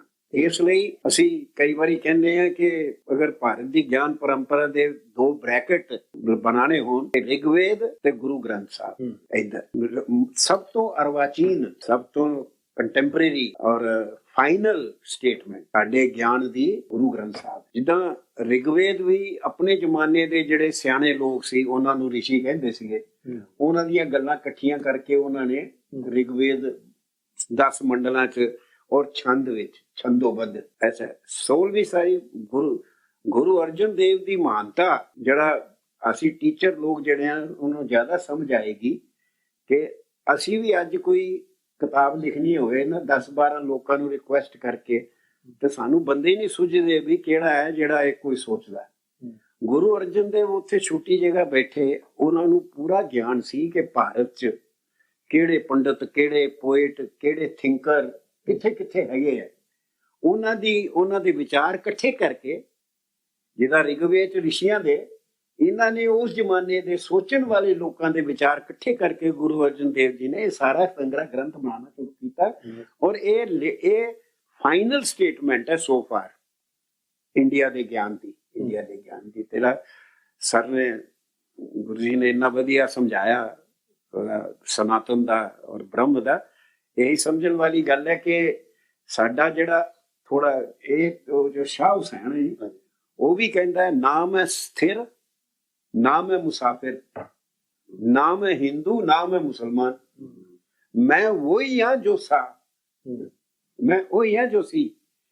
ਮੈਂ ਬੋਲੇ ਕੋਈ। ਔਰ ਇਹ ਗੱਲ ਜਿਹੜੀ ਹੈ ਕਿ ਇੱਕੋ ਨੂਰ ਤੋਂ ਸਭ ਉਪਜੇ, ਕੌਣ ਭਲੇ ਕੌਣ ਮੰਦੇ, ਇਹ ਗੁਰੂ ਗੋਰਖਨਾਥ ਦੀ ਬਾਣੀ 'ਚ ਵੀ ਆਉਂਦਾ, ਉਹਨਾਂ 'ਚ ਵੀ ਆਉਂਦਾ ਹੈਗਾ। ਤੇ ਬ੍ਰਹਮ ਜਿਹੜਾ ਹੈ ਉਹ ਜਿਵੇਂ ਇਹਨਾਂ ਨੇ ਕਿਹਾ ਕਿ ਇਨਫਾਈਨਾਈਟ ਹੈ, ਮਤਲਬ ਉਹ ਇਮਾਨੈਂਟ ਹੈ, ਅੰਦਰ ਹੈ। ਜਿਸ ਤਰ੍ਹਾਂ ਮੱਕੜੀ ਆਪਣਾ ਹੀ ਜਾਲਾ ਬਣਾਉਂਦੀ ਹੈ, ਉਹਦੇ 'ਚ ਹੀ ਹੁੰਦੀ ਹੈ ਨਾ, ਉਹਦੇ 'ਚ ਹੈ।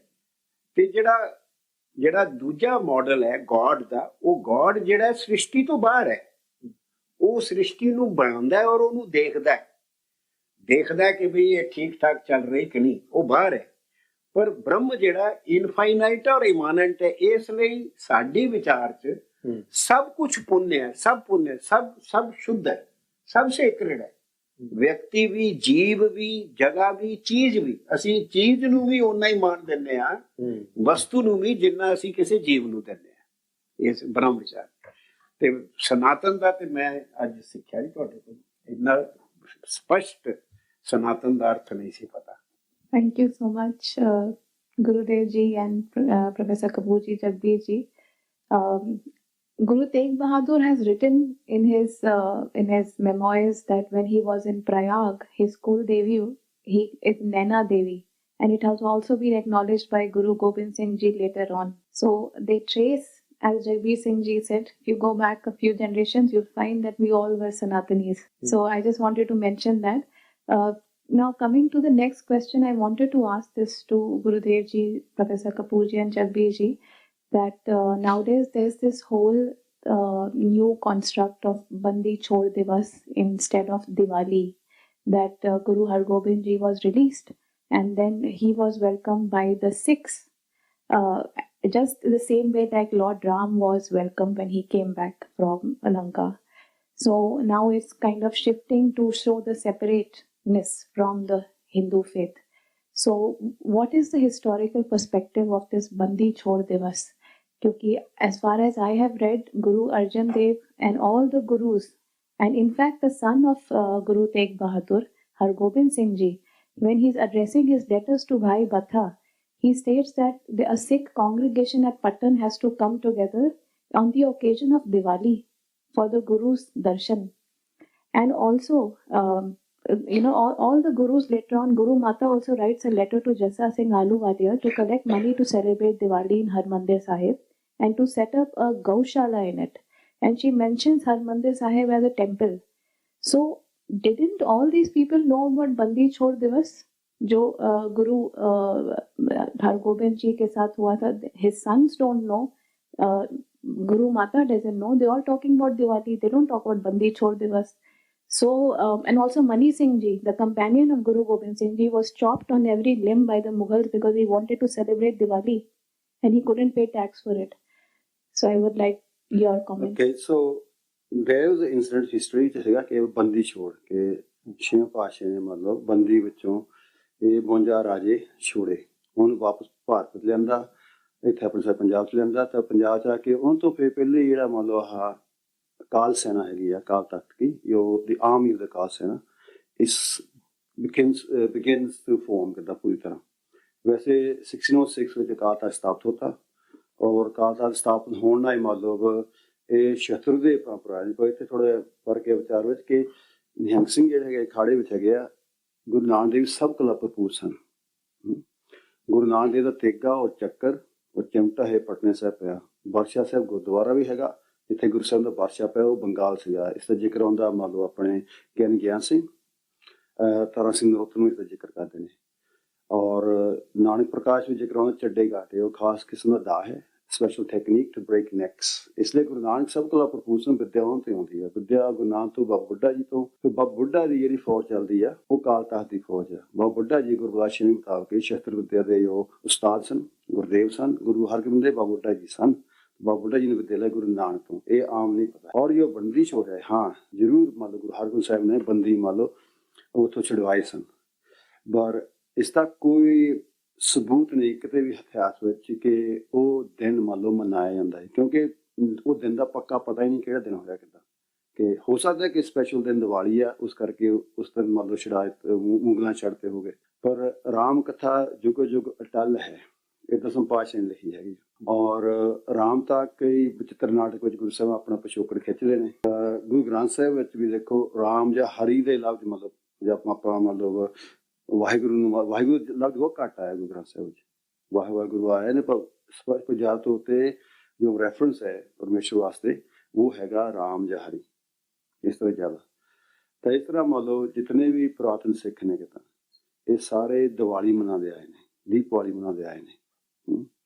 ਔਰ ਜਿਹੜਾ ਇਹ ਸਿਲਸਿਲਾ ਚੱਲਿਆ ਹੈਗਾ ਮਤਲਬ ਕਿ ਸਿੱਖੀ ਨੂੰ ਹਿੰਦੂਆਂ ਤੋਂ ਅੱਡ ਕਰਨਾ, ਇਹ ਸਿਲਸਿਲਾ ਜਿਹੜਾ ਹੈਗਾ ਇਹ ਤੁਹਾਨੂੰ ਮੈਂ ਇੱਕ ਮੈਂ ਕੋਟ ਸੁਣੂਗਾ, ਇਹ ਅੰਗਰੇਜ਼ ਦਾ ਲਿਖੀ ਹੋਈ ਹੈ।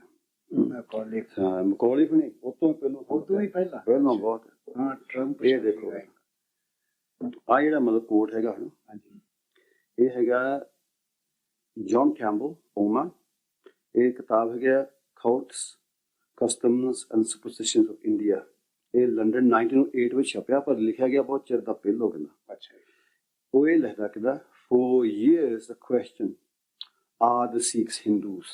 ये सवाल थे उधर का, has been raised from time to time and discussed in public prints, not with acrimony. कि उस समय लाहौर सिंह सभा, ਅੰਮ੍ਰਿਤਸਰ ਸਿੰਘ ਸਭਾ ਪਹਿਲਾਂ ਮਤਲਬ ਹੋਈ ਕਰਦਾ ਬਾਬਾ ਖੇਮ ਸਿੰਘ ਦੇ ਮਤਲਬ ਅਧੀਨ, ਉਹ 1873 ਤੋਂ ਤੇ ਫਿਰ ਲੋਰਡ ਐਗਰਟਨ ਨੇ ਮਤਲਬ ਸਪੋਰਟ ਦਿੱਤੀ ਇਹ ਲਾਹੌਰ ਸਿੰਘ ਸਭਾ, ਉਹ ਹੈਗੀ 1878।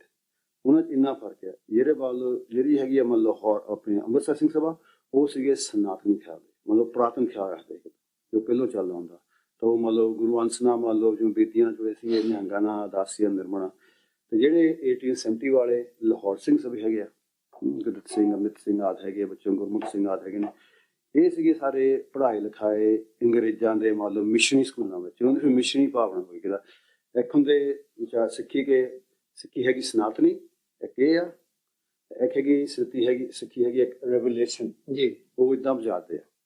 ਪਰ ਇਹ ਅੰਗਰੇਜ਼ ਇਹ ਲਿਖਦਾ ਕਿਦਾ ਉਸ ਵੇਲੇ, ਇਹ ਨਾਲੇ ਇੰਡੀਪੈਂਡੈਂਟ ਅਬਜ਼ਰਵਰ ਆ, ਇਹਨੂੰ ਕੋਈ ਮਤਲਬ ਕਿਸੇ ਪਾਸੇ ਨਹੀਂ ਕਰਦਾ। ਇਹ ਕਹਿੰਦਾ for years the question, are the Sikhs Hindus, has been raised from time to time and discussed in public prints, not without acrimony, ਕਿ ਝਗੜੇ ਹੁੰਦੇ ਉੱਥੇ, by a certain advanced party। ਇੱਕ ਹੋਰ ਲਿਖੀ ਤਤ ਖਾਲਸਾ ਆਪਣੇ ਖਾਣ ਲੱਗ ਪਏ, ਅਸਲ ਸ਼ੁੱਧ ਖਾਲਸਾ ਜੋ ਤਤ ਖਾਲਸਾ ਪਿਓਰ ਖਾਲਸਾ, ਇਹ ਪਹਿਲੋਂ ਨਿਹੰਗ ਸਿੰਘਾਂ ਨੇ ਵਰਤੇ ਬੰਦੇ ਤੋਂ ਅੱਡ ਹੋਣ, ਤਾਂ ਫਿਰ ਸਮੇਂ ਨਾਲ ਇਹ ਮਤਲਬ ਡਿਸਯੂਜ਼ ਹੋ ਗਿਆ, ਇਹ ਮੁੜ ਕੇ ਅਪਣਾ ਲਿਆ। by a certain advanced party, the question has been answered emphatically, कि वो जोश ना in the negative, कहीं नहीं कितने हो गए। But the older Sikhs, yes, सियाने Sikhs, the older Sikhs, including some of the ruling chiefs, Sikh chiefs, have expressed the opposite view, and the conflict of opinions has been productive of what might almost be regarded as a schism, कि मतलब ये दफाड़ हो गए, सनातनी आए और ये मतलब मॉडर्न सिख ने अपने रिविजन कहते हैं, नवकल कहते हैं, कहते हैं almost as a schism, and okay, regarded as a schism in the sect. Of course, the question is primarily one for the Sikhs themselves, not for outsiders. कि आप इसे उलझन करना, though the Indian, this is an interesting bit, खास ध्यान रखना करना। अयूं लिख रहे with a 9-volume history called Hidden History of Sikhs, तो हम निकलने वाली है, पिछले 20-25 साल में काम कर रहे हो गए। So in there it says, look, though the Indian government, with a view to creating a valuable recruiting ground for its army, has through its military officers and otherwise done what is possible to foster the growth of Sikhism as a distinct cult. British Army ka rahi hai. The idea underlying this policy is apparently that Sikhism, divorced from ordinary Hinduism and stimulated by its own martial traditions and its militant creed, would provide a special, distinct and numerous class of professional fighting men available for the Indian Army. That this state encouragement or stimulation has not been without results would appear from the increase in the number of Sikhs as recorded in the last census returns. ये एक policy हुई है अंग्रेज राज वाले कि British जो थे सी British का एम्पायर है संसार पे फैल रहा है बिल्कुल, और ब्रिटिश पॉपुलेशन बहुत छोटी है, एंड वो जिथे भी जाते हैं ना, वो जो पुरातन रोमन मैक्सिम है कि मतलब डिवाइड एंड रूल है, वो तो कर रहे वो इतने इंडिया चाहे इन्हीं एक पासे डिवाइड रूल कि जातां दे आधार ते बंड दिओ, मान लो कौमां दे आधार ते बंड जिथे बंड ते बंडी जाओ। दूसरी है कि मान लो थोड़े मान लो जो इंटलैक्ट है ना, उन्हें करप्ट करना, इन्हीं आख्या कि असीं मान लो आह कि अंजुमनी सोसाइटी हुई अपने पंजाब हुई कि असीं मान लो पुरातन जो टेक्स्ट महाभारत रामायण सारे टेक्स्ट इन्हें ट्रांसलेट करके है ना सारी जनता में पेश करांगे, पर ट्रांसलेशन मान लो शुद्ध रूप च सीगे वो इस तरह मतलब किए गए ही, जिवें सूर्य प्रकाश लिखाता कि टोपी वाले सिख होणगे अंग्रेज होणगे तां गुरु साहिब ने मतलब गुरु तेग बहादुर ने मतलब कहा कि वो मेरे सिखां नाल रल के गुरिंद राज करोगे। सो दे करप्टेड द टेक्स्ट ते थोड़ी इंटलैक्ट भी करप्ट होण लग पे किदां जे जिथे जे कोई खूबी सी कोई वधिया गल सीगी शास्त्र जो मान लो कोई साइंस की गल जो होवे किदां ਉਹ ਆਪਣੇ ਨਾਲ ਜੁੜੀ ਗਏ ਕਿ ਅਸੀਂ ਮਤਲਬ ਇਨਵੈਂਟ ਕੀਤੀ ਸਾਡੇ ਨਾਲ ਇਹਨਾਂ ਹਿੰਦੁਸਤਾਨ ਨੂੰ ਕੁਝ ਨਹੀਂ ਜਾਣਗੇ ਉਹਨੂੰ ਬਣਾਇਆ। ਉਹ ਤੀਸਰੀ ਗੱਲ ਸੀ ਉਹਨਾਂ ਨੇ ਤੁਹਾਡੇ ਵਿੱਚ ਹਿੰਦੁਸਤਾਨ ਵਿੱਚ ਹੀਨ ਭਾਵਨਾ ਲਾਈਕ ਇਨਫੀਰੀਅਰਿਟੀ ਕੰਪਲੈਕਸ ਭਰਿਆ ਕਿ ਤੁਸੀਂ ਕਮਜ਼ੋਰ ਆ, ਤੁਸੀਂ ਵੀਕ ਆ। ਈਵਨ ਮਾਰਸ਼ਲ ਰੇਸਿਸ ਦਾ ਵੀ ਥਿਊਰੀ ਸੀ ਕਿਦਾਂ ਇਸ ਤਰ੍ਹਾਂ ਨਹੀਂ ਸੀ, ਮਾਰਸ਼ਲ ਜਿਹੜਾ ਮਾਜੀ ਹਾਰ ਦਾ ਕਿਦਾਂ ਗੁਰੂ ਸਾਹਿਬ ਗੁਰੂ ਮਹਾਰਾਜ ਦੇ ਸਮੇਂ ਗੁਰੂ ਗੋਬਿੰਦ ਸਿੰਘ ਦੇ ਸਮੇਂ 5 ਪਿਆਰੇ ਜੋ ਹੋਏ ਨੇ ਭਾਈ ਦਇਆ ਸਿੰਘ ਪੰਜਾਬ ਤੋਂ, ਭਾਈ ਧਰਮ ਸਿੰਘ ਉੱਤਰਾਖੰਡ ਤੋਂ, ਭਾਈ ਹਿੰਮਤ ਸਿੰਘ ਅਰੀਸੀਆ, ਮੋਹਕਮ ਚੰਦ ਇੱਥੋਂ ਆਪਣੇ ਗੁਜਰਾਤ ਤੋਂ, ਤੇ ਭਾਈ ਸਾਹਿਬ ਸਿੰਘ ਹੋਏ ਨੇ ਦੱਖਣ ਵਿੱਚੋਂ ਕਰਨਾਟਕ ਤੋਂ, ਆਂਧਰਾ ਪ੍ਰਦੇਸ਼ ਹਾਂ ਸਾਰੇ ਪਾਸੇ ਹੋਏ ਨੇ ਕਿਤਾ, ਸਾਰੇ ਮਤ ਪਾਣੀ ਇੰਡੀਅਨ ਸੀ ਕਿਤਾ। ਸੂਰਬੀਰ ਜਾਂ ਮਾਝੀ ਬਣ ਸਕਦਾ, ਬ੍ਰਹਮ ਗਿਆਨੀ ਜਿਹੜਾ ਮਾਝੀ ਬਣ ਸਕਦਾ, ਘਟੀਆ ਬੰਦਾ ਜਿਹੜਾ ਮਾਝੀ ਬਣ ਸਕਦਾ, ਇਹ ਕੋਈ ਨਹੀਂ ਹੈਗੀ। ਕਿਉਂਕਿ ਜਾਤ ਪਾਤ ਜਿਹੜੀ ਆਪਣੀ ਹੈਗੀ ਇਹਦਾ ਖਿਆਸਤ ਵੀ ਹੈ ਕਿਤਾ। ਜੇ ਆਪਾਂ ਭਗਵਦ ਨੂੰ ਪੜ੍ਹੋਗੇ, ਜੇ ਆਪਾਂ ਮੰਨ ਲਓ ਮਹਾਭਾਰਤ ਨੂੰ ਪੜ੍ਹੋਗੇ, ਉਹ ਖਿਆਸਤ ਇੰਨਾ ਮੰਨ ਲਓ established ਨਹੀਂ ਹੈਗਾ। It's not cement. You can change your caste and so on. You can have ਆਪਣੇ ਤਿੰਨੇ ਇੱਕ ਪਰਿਵਾਰ ਦੇ ਬੰਦੇ ਹੋਣ, ਇੱਕ ਦੀ ਮੰਨ ਲਓ ਵਿਚਾਰਧਾਰਾ ਕੋਈ ਛਤਰੀਆ ਹੋਵੇ, ਮੇਰੀ ਕੋਈ ਬ੍ਰਹਮਚਾਰੀ ਦੀ ਹੋਵੇ, ਇਹਦੀ ਕੋਈ ਮੰਨ ਲਓ ਕੰਮ ਕੁਮ ਦੀ ਹੋਵੇ, ਵੈਸ਼ ਹੋਵੇ। So it's very fluid life. And when the Muslims came, ਜੇ ਮੁਸਲਮਾਨ ਆ ਗਏ ਤਾਂ ਜਿਹੜੀ ਉੱਪਰ ਮੰਨ ਲਓ ਐਲੀਵੇਸ਼ਨ ਸੋਸਾਇਟੀ ਵਿੱਚ ਸੀ, ਉਹ ਮੁਸਲਮਾਨ ਜਾਣ ਲੱਗ ਪਏ। ਉਸ ਵੇਲੇ ਥੋੜੀ ਸਟ੍ਰਿਕਟ ਹੋ ਗਏ ਕਾਸਟ ਸਿਸਟਮ, ਪਰ ਹਜੇ ਵੀ ਇੰਨੀ ਸਟ੍ਰਿਕਟ ਨਹੀਂ ਸੀ। When the British came, they locked everything down. So the British divide and rule. The British is called cripple your intellect, and they made you feel inferior and so on. So ਜਿਹੜੇ ਸਿੱਖ ਨੇ ਨਾ, ਜਿਹੜੇ ਆਪਣੇ ਆਪ ਨੂੰ ਹੁਣ ਸਮਝ ਕੇ ਜੇ ਅਸੀਂ ਸਾਡਾ ਠੀਕ ਹੈ, ਤੁਸੀਂ ਨਿਆਰੇ ਤਾਂ ਸਾਰੇ ਹੈਗੇ ਤਾਂ ਹੁਣ 5 ਬੰਦੇ ਘਰ ਦੇ ਹੁਣ ਉਹਨਾਂ ਨੂੰ ਨਿਆਰਾ ਪੰਥ ਦਾ ਆਪਣੇ ਹੁੰਦਾ, ਆਪਣੇ ਨਹੀਂ ਹੁੰਦੇ। We can have this distinction. There's nothing wrong with that. And ਸਿੱਖੀ ਹੈ ਨਿਆਰੀ ਕਿਤਾ, ਪਰ ਇੰਨੀ ਨਿਆਰੀ ਨਹੀਂ ਕਿ ਮੰਨ ਲਓ ਆਪਣਾ ਕੋਈ ਪਰਿਵਾਰ ਆਪਣੇ ਨਾਲ ਸੰਬੰਧ ਹੈ ਹੀ ਨਹੀਂ। ਆਪਾਂ ਹੁਣ if we go to Abrahamic religions, the Semitic faiths, as we say, ਉਹਨਾਂ ਨਾਲ ਆਪਾਂ ਬਹੁਤ ਵੱਖਰੇ ਆ। the whole ਪਰੰਪਰਾ is different, so on. ਹਾਂ ਮਾਨ ਤੌਰ ਤੇ ਜਿੱਥੇ ਉਹ ਸਿਆਣਪ ਦੀ ਗੱਲ ਕਰਦੇ, ਯੂਨੀਵਰਸਲ ਵੈਲਿਊ ਹੈ ਕਿੱਦਾਂ, ਲਾਈਕ ਜਿਸ ਨੇ ਕਿ ਲਵ ਦਾ ਨੇਬਰ ਕਿੱਦਾਂ, ਉਹ ਤਾਂ ਆਪਾਂ ਵੀ ਮੰਨ ਸਕਦੇ ਹਾਂ ਲਵ ਦਾ ਨੇਬਰ ਕਿੱਦਾਂ। ਜੇ ਯੂਨੀਵਰਸਲ ਵਿਚਾਰ ਹੈਗੇ ਮੰਨ ਲਓ ਜੋ ਮਾਨ ਤੌਰ ਤੇ as human beings we can connect with everybody everywhere like, ਪਰ ਜੋ ਖਾਸੀਅਤ ਜੋ ਫੈਮਿਲੀ ਰਿਲੇਸ਼ਨਸ਼ਿਪ ਦੀ ਹੁੰਦੀ ਕਿੱਦਾਂ, ਜਾਂ ਭੈਣ ਭਰਾਵਾਂ ਦੀ ਹੋਵੇ, ਫਾਦਰ ਗ੍ਰੈਂਡਫਾਦਰ ਹੋਵੇ, ਉਹ ਹੀ ਹੁੰਦੀ ਕਿੱਦਾਂ। ਇਸ ਲਈ ਜੋ ਸਿੱਖ ਨੇ ਹੁਣ ਇੱਕ ਨਿਹੰਗ ਸਿੰਘ ਆ, ਹੁਣ ਉਹਦਾ ਇੱਥੇ ਮਤਲਬ ਇਹ ਗੱਲ ਹੈਗੀ ਸਿੰਘ ਦੀ, ਫਿਰ ਇਹਦੇ ਜਵਾਬ ਇਸ ਤਰ੍ਹਾਂ ਮਤਲਬ ਸਿੱਖਾਂ ਵਿੱਚ ਅੱਜ ਕੱਲ੍ਹ ਵੀ ਹੈ ਨਾ ਥੋੜਾ ਪਾੜਨ ਦੀ ਕੋਈ ਕਰਦੇ, ਉਹ ਕਹਿੰਦੇ ਨਿਹੰਗ ਸਿੰਘ ਕਹਿੰਦੇ ਜਿਹੜਾ ਸਰੂਪ ਨਿਹੰਗ ਸਿੰਘ ਵਾਲਾ ਆਏ ਹੈ, ਇਹ ਅਸਲ ਰੂਪ ਖਾਲਸਾ ਦਾ ਹੈ ਕਿਤਾ। ਇਸ ਲਈ ਜਿੰਨੇ ਵੀ ਕੱਟਰਪੰਥੀ ਹੋ ਗਏ ਨਾ, ਤੁਹਾਨੂੰ ਖਾਲਸਾ ਨਹੀਂ ਮਿਲੀ, ਹੋਰ ਮਿਲ ਕਿਤਾ, ਜਿੰਨੇ ਮਤਲਬ ਉਹਨੀ ਨਿਹੰਗ ਰੂਪ ਧਾਰਨਾ ਕਿਸੇ ਤੋਂ ਭਾਵੇਂ ਹੁਣ ਹੋਲੇ ਮੇ 50% ਹੀ ਨਾ 15% ਨਿਹੰਗ ਦੇ, ਬਾਕੀ ਉਦਾਂ ਹੀ ਬਣੇ ਹੁੰਦੇ। ਕਿਉਂਕਿ ਨਿਹੰਗਾਂ ਤੋਂ ਨਾਤਾ ਪੂਰੀ ਤਰ੍ਹਾਂ ਤੋੜ ਨਹੀਂ ਸਕਦੇ। ਇਹ ਨਿਹੰਗ ਪਜੰਗ ਪੰਥ ਸੀਗਾ, ਖਾਲਸਾ ਦਾ ਸਰੂਪ ਹੈ ਨਿਹੰਗ ਸਿੰਘ। ਹਾਂ, ਔਰ ਜੇ ਤੁਸੀਂ ਮੰਨ ਲਓ ਹੁਣ ਜਾਓਗੇ ਹੈ ਨਾ, ਮੰਨ ਲਓ ਤੇ ਇੰਟਰਨੈਟ ਚਲ ਜਾਓ, ਉਹ ਆਖੋਗੇ ਜੀ ਨਿਰਮਲੇ ਅਦਾਸੀ ਸਨਾਤਨਤਾ ਪ੍ਰਚਾਰ ਕਰਦੇ, ਇਹ ਨਿਹੰਗ ਸਿੰਘ ਨਹੀਂ ਕੋਈ ਗੱਲ ਤੇ ਸਨਾਤਨ ਕਰਦੇ। ਪਰ ਇੱਥੋਂ ਮੰਨ ਲਓ ਜਿਸ ਵਨ ਮੋਰ ਕੋਟ ਪੰਜਾਬੀ ਚ ਆ, ਇਹ ਬਹੁਤੇ ਸੁਣਿਆ ਨਹੀਂ ਹੈਗਾ। ਇਹ ਨਿਹੰਗ ਸਿੰਘ ਆ, ਇਸ ਦਾ ਨਾਂ ਹੈਗਾ ਸੰਪੂਰਨ ਸਿੰਘ, ਉਹ ਆਪਣਾ ਸਨਾਤਨ ਕਹਾਉਂਦਾ। ਸੂਰਬੰਜੀਆ ਖਾਲਸਾ ਲਿਖਿਆ 1922 ਤੇ, ਜਿਸ ਵੇਲੇ ਨਿਹੰਗ ਸਿੰਘਾਂ ਤੇ ਹੈ ਨਾ ਮੰਨ ਲਓ ਜਿੰਨੇ ਵੀ ਤਖਤ ਸੀਗੇ ਸਾਰੇ ਪੰਜਾਬ ਦੇ ਕਿੱਦਾਂ, ਚਲੋ 4 ਤਖਤ ਹੁੰਦੇ, ਪੰਜਵਾਂ ਤਖਤ ਚੱਕਰਵਰਤੀ ਬੁੱਢਾ ਦਾ ਹੁੰਦਾ ਸੀ, ਇਹ ਪੰਜਵਾਂ ਤਖਤ ਪੋਲੀਟੀਕਲ ਗੇਮਸ ਵਾਸਤੇ ਹੁਣ ਐਸਜੀਪੀਸੀ ਨੇ 1960 ਦਾ ਬਣਾਇਆ ਕਿੱਦਾਂ। ਤਖਤਾਂ ਤੇ ਨਿਹੰਗ ਸਿੰਘ ਸਾਰੇ ਹੁੰਦੇ, ਇਹਨੇ ਵੀ ਹੌਲੀ ਹੌਲੀ ਪਹਿਲਾਂ ਉਦਾਸੀ ਕੱਢੇ, ਫਿਰ ਨਿਰਮਲੇ ਕੱਢੇ, ਫਿਰ 1920 ਵਿੱਚ ਇਹਨੇ ਅਟੈਕ ਕਰਕੇ ਬਾਬਾ ਸਾਹਿਬ ਸਿੰਘ ਦੀ ਬਾਂਹ ਤੋੜ ਕੇ ਨਿਹੰਗ ਸਿੰਘਾਂ ਨੂੰ ਉੱਥੋਂ ਕੱਢਤਾ। ਉਸ ਵੇਲੇ ਇਹ ਬੰਦਾ ਉੱਥੇ ਅਟੈਕ ਤੇ ਸੀਗਾ। ਤੇ ਇਹ ਥੋੜੀ ਗੱਲ ਕਰੋ, ਫਿਰ ਆ ਦੇਖੋ ਹੀ ਵਾਟ ਦਿਸ कि ग्रंथ रचन की आवश्यकता, जबकि श्री गुरु गोविंद सिंह साहिब जी महाराज हिंदू धर्म की ध्वजा झंडा को चलाकर बखंड को पधारे, तब से पीछे भाई मणि सिंह, भगत सिंह, भाई संतोख सिंह तथा महाराज राम सिंह आदि ने जो गुरु मत अनुसार ग्रंथों की रचना की थी, ये सब लिखारी प्रातन सिंह ने रचना की। गुरु ईश्वर नाल मनो तनो प्रेम ਅਤੇ ਸਿਦਕ ਪੂਰਾ ਨਿਭਾਇਆ। They were faithful Sikhs। ਫਿਰ ਕੁਝ ਦਿਨਾਂ ਬਾਅਦ, this is interesting now, this is the next line, ਜੋ ਕਿ ਸਮੇਂ ਇਹ ਸਿੱਖ ਨੇ ਉਹਨਾਂ ਨੂੰ ਇਹ ਨਹੀਂ ਪਤਾ ਜਾਂ ਨਾ ਪਤਾ ਹੋ ਜਾਂ ਮੰਨਣ ਤਿਆਰ ਨਹੀਂ ਹੈ ਕਿ ਸਿੱਖੀ ਰਿਵਾਈਜ਼ਡ ਹੋਈ ਹੈ। that modern day ਸਿੱਖੀ has been revised and altered to accommodate British ਰਾਜ। ਅੰਗਰੇਜ਼ਾਂ ਦੇ ਅਨੁਕੂਲ ਕੀਤੀ ਗਈ ਹੈ। ਪਰ ਉਸ ਸਮੇਂ ਸਿੱਖ 1920 ਚ ਲਿਖਦਾ ਕਿੱਦਾਂ, फिर कुछ दिनों बाद कुछ खुदगर्ज सेल्फिश आदमियों ने अपने पेट पालने करने के लिए 3 सनातनी सिंह तथा गुरु सिद्धांत को छोड़कर अपने मत अनुसार मन कर कल्पना शुरू करी। आम लोगों ने गुरु सिंह का मत समझकर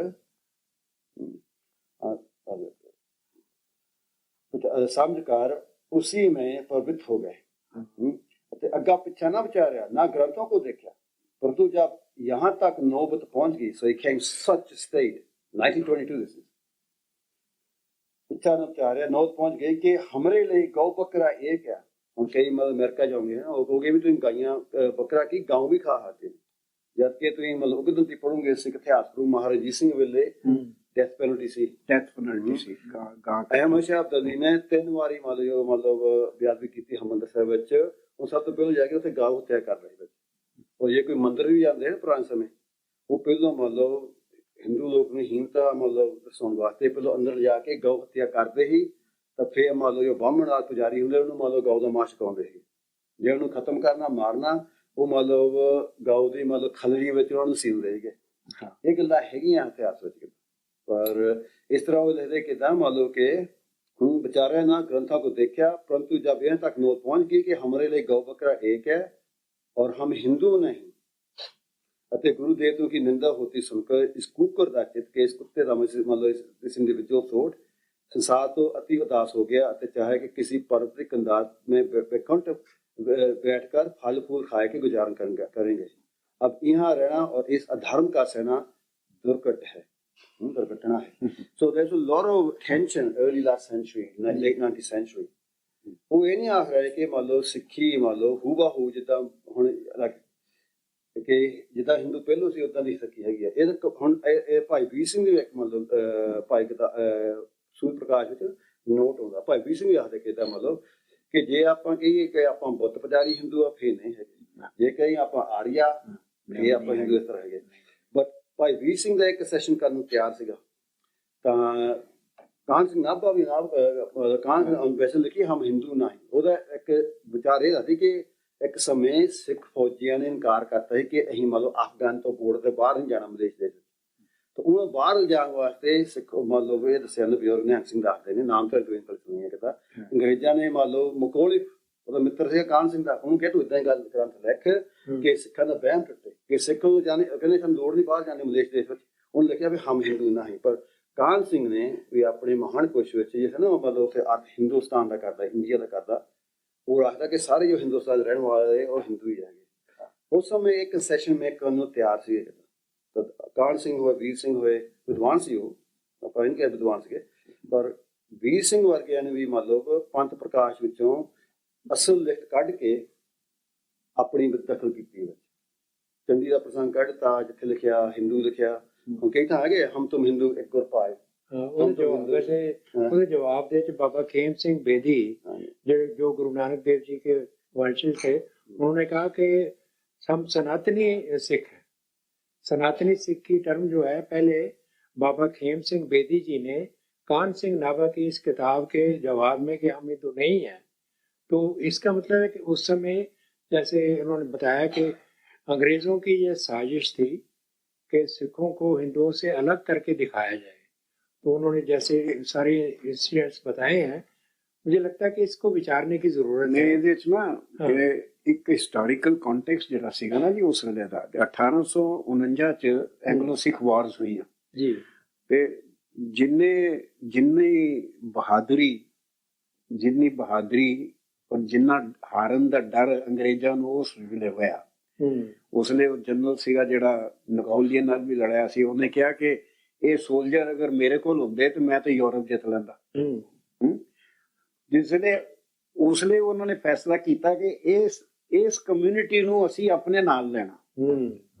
ਇੱਕ ਸਰ ਕੋ ਹੋਰ ਬਿਆਨ ਹੋਇਆ, ਮੈਂ ਪਬਲਿਸ਼ ਕੀਤਾ ਨਹੀਂ ਕਰਦਾ 18 ਮੰਨ ਲਓ ਉਹ 56 ਦਾ, ਉਹ ਲਿਖਿਆ ਕਿ how can we must implement the policies we implemented on the Highlanders।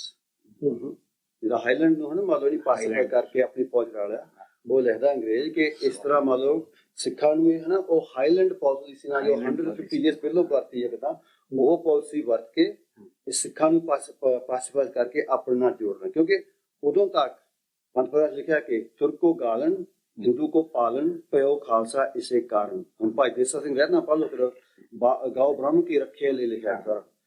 ਆਮ ਤੌਰ ਤੇ ਰਵਾਇਤ ਸੀ ਕਿ ਨੌਰਥ ਇੰਡੀਆ ਵਿੱਚ, ਸਾਰੇ ਨੌਰਥ ਇੰਡੀਆ ਵਿੱਚ, ਕਿ ਜੋ ਸਭ ਤੋਂ ਮਤਲਬ ਯੋਗ ਮਤਲਬ ਸਭ ਤੋਂ ਐਲਡਰਸ ਸਨ ਜਿਹੜਾ ਸੀਗਾ ਹਿੰਦੂ ਉਹ ਨਿਹੰਗ ਸਿੰਘਾਂ ਨੂੰ ਦਿੰਦੇ ਸੀਗੇ ਨਾ, ਉਹ ਇਸ ਤਰ੍ਹਾਂ ਦਿੰਦੇ। ਹੁਣ ਅਸੀਂ ਵੀ, ਮੈਂ ਵੀ ਸਿਖਾਈ ਦੀ ਵਿਦਿਆ, ਹੁਣ ਮੈਂ ਇੱਥੇ ਦੁਨੀਆ ਸਿਖਾਦਾ, ਇੱਥੇ ਸਿਖਾਦਾ। ਮੇਰੇ ਕੋਲ ਅਸੀਂ ਸਿਖਾਈ ਦੀ ਵਿਦਿਆ ਇੱਥੇ, ਮੈਂ ਬੰਗਲੌਰ ਚਲ ਗਿਆ, ਗੋਆ ਚਲ ਗਿਆ, ਬੰਬੇ ਚਲ ਗਿਆ, ਜਿੱਥੇ ਮਰਜ਼ੀ ਮੈਂ ਜਾਵਾਂ, ਮੇਰੇ ਕੋਲ ਹਰ ਵਰਗ ਦੇ ਲੋਕ ਆਉਂਦੇ, ਜਾਂ ਤਾਂ ਹਿੰਦੂ ਆਉਂਦੇ, ਸਾਰੇ ਤਰ੍ਹਾਂ ਦੇ ਆਉਂਦੇ, ਜਿੱਦਾਂ ਪਹਿਲੋਂ ਗੁਰਸਹਿਮਤ ਆਉਂਦੇ। ਹੁਣ ਜਿਹੜੀ ਅੱਜ ਕੱਲ੍ਹ ਹੈ, ਜੇ ਕੋਈ ਸਿੱਖ, ਜੇ ਕੋਈ ਹਿੰਦੂ ਆ ਵੀ ਲਾਏ, ਜੁੜੀ ਵੀ ਸਿੱਖੀ ਨਾ ਜਾਵੇ, ਉਹਦੇ ਇਹ ਜੋ ਹੁੰਦਾ ਇਹਨੂੰ ਕਨਵਰਟ ਕਰ ਦਿਓ, ਇਹਨੂੰ ਮੰਨ ਲਓ ਇਹਦਾ ਸਿੱਖੀ ਸਰੂਪ ਦੇ ਦਿਓ, ਅੰਦਰੋਂ ਭਾਵੇਂ ਪੂਰਾ ਥੋਥਾ ਹੋਵੇਗਾ, ਅੰਦਰ ਕੋਈ ਬ੍ਰਹਮ ਵਿਚਾਰ ਤੋਂ ਹੋਵੇ ਨਾ। ਜਦਕਿ ਪੁਰਾਤਨ ਸਿੰਘ ਸੀ, ਉਹਨਾਂ ਦੀ ਵਿਚਾਰ ਸੀ ਪਰਾਬਾਦ ਪਰ ਨਿਸ਼ਚਾ ਰੱਖ ਕੇ, ਜੋ ਤੁਹਾਡੇ ਪ੍ਰਭਾਤ ਕਰਮ ਹੁੰਦੇ ਹਨ ਉਹ ਤੇ ਨਿਸ਼ਚਾ ਰੱਖੋ। ਪਰ ਇੱਕ ਸਮੇਂ ਸੀ ਕਿ ਨੌਰਥ ਇੰਡੀਆ ਵਿੱਚ ਸਾਰੇ ਮੰਨ ਲਓ ਇਹ ਸਮਝੇ ਕਿ ਖਾਲਸਾ ਜੋ ਹੈਗਾ ਹਿੰਦੂ ਕੇ ਪਾਲਣ ਵਾਸਤੇ ਹੈ, ਹਿੰਦੂ ਕੀ ਰੱਖਿਆ ਕਰਨ ਵਾਸਤੇ ਆ, ਤਾਂ ਇਸ ਨੂੰ ਆਪਾਂ ਪੁੱਤਰ ਦੇ ਗਏ। ਤਾਂ ਉਹਨਾਂ ਵਿੱਚ ਕੁਝ ਅੰਮ੍ਰਿਤਧਾਰੀ ਹੁੰਦੇ, ਕੁਝ ਨਹੀਂ ਵੀ ਹੁੰਦੇ ਸੀ, ਪਰ ਉਹ ਕੋਈ ਮਤਲਬ ਵਿਤਕਰਾ ਨਹੀਂ ਸੀਗਾ। ਉਹ ਏਦਾਂ ਨਹੀਂ ਸਮਝੇ ਕਿ ਹਾਂ ਵੀ ਹਿੰਦੂ ਸਿੱਖ, ਉਹ ਸਾਰੇ ਇੱਕੋ ਸੀਗੇ। when the British came, ਉਹਨੇ ਦੇਖਿਆ ਵੀ ਇਹ ਖਾਲਸਾ ਤਾਂ ਮਤਲਬ ਇਹਦਾ ਇੱਕ ਹੋਰ ਵੀ ਲਿਖ ਮਿਲਦੀ ਸਾਨੂੰ, if it wasn't for British Raj, Khalsa would be ruling over hundreds of millions।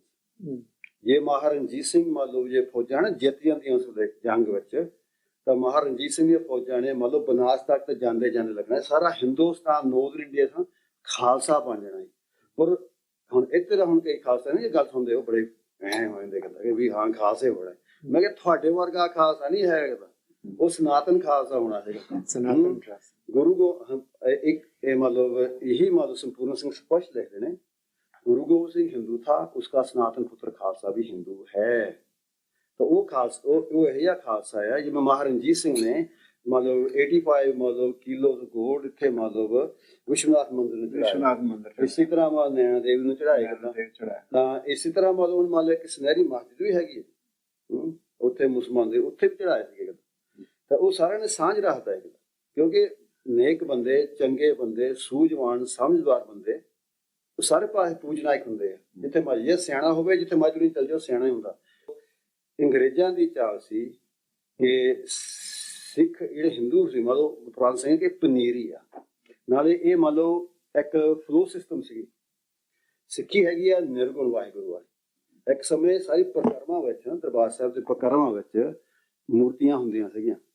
ਤਾਂ ਇਹ ਫਿਰ ਸਿੰਘ ਸਾਹਿਬਾਂ ਨੇ 28 ਸੀ ਮਤਲਬ ਲਹਿਰ ਨੇ 21 ਵਿੱਚ। ਪਰ ਇੱਥੇ ਇਹ ਵਿਚਾਰ ਨਹੀਂ ਕਰਦੇ ਅਵਤਾਰ ਸਿੰਘ ਜੀ ਹੋਏ ਨੇ ਸਪਸ਼ਟ ਲਿਖਦੇ ਹੋ ਕਿ ਕਿਉਂ ਹੈਗੀ ਕਿੱਥੇ ਮੂਰਤੀਆਂ ਕਿਉਂ ਇੱਥੇ ਰੱਖੀਆਂ, ਇਹਨੂੰ ਇਹ ਨਹੀਂ ਸੋਚਣਾ ਪਿਆ ਕਿੱਦਾਂ।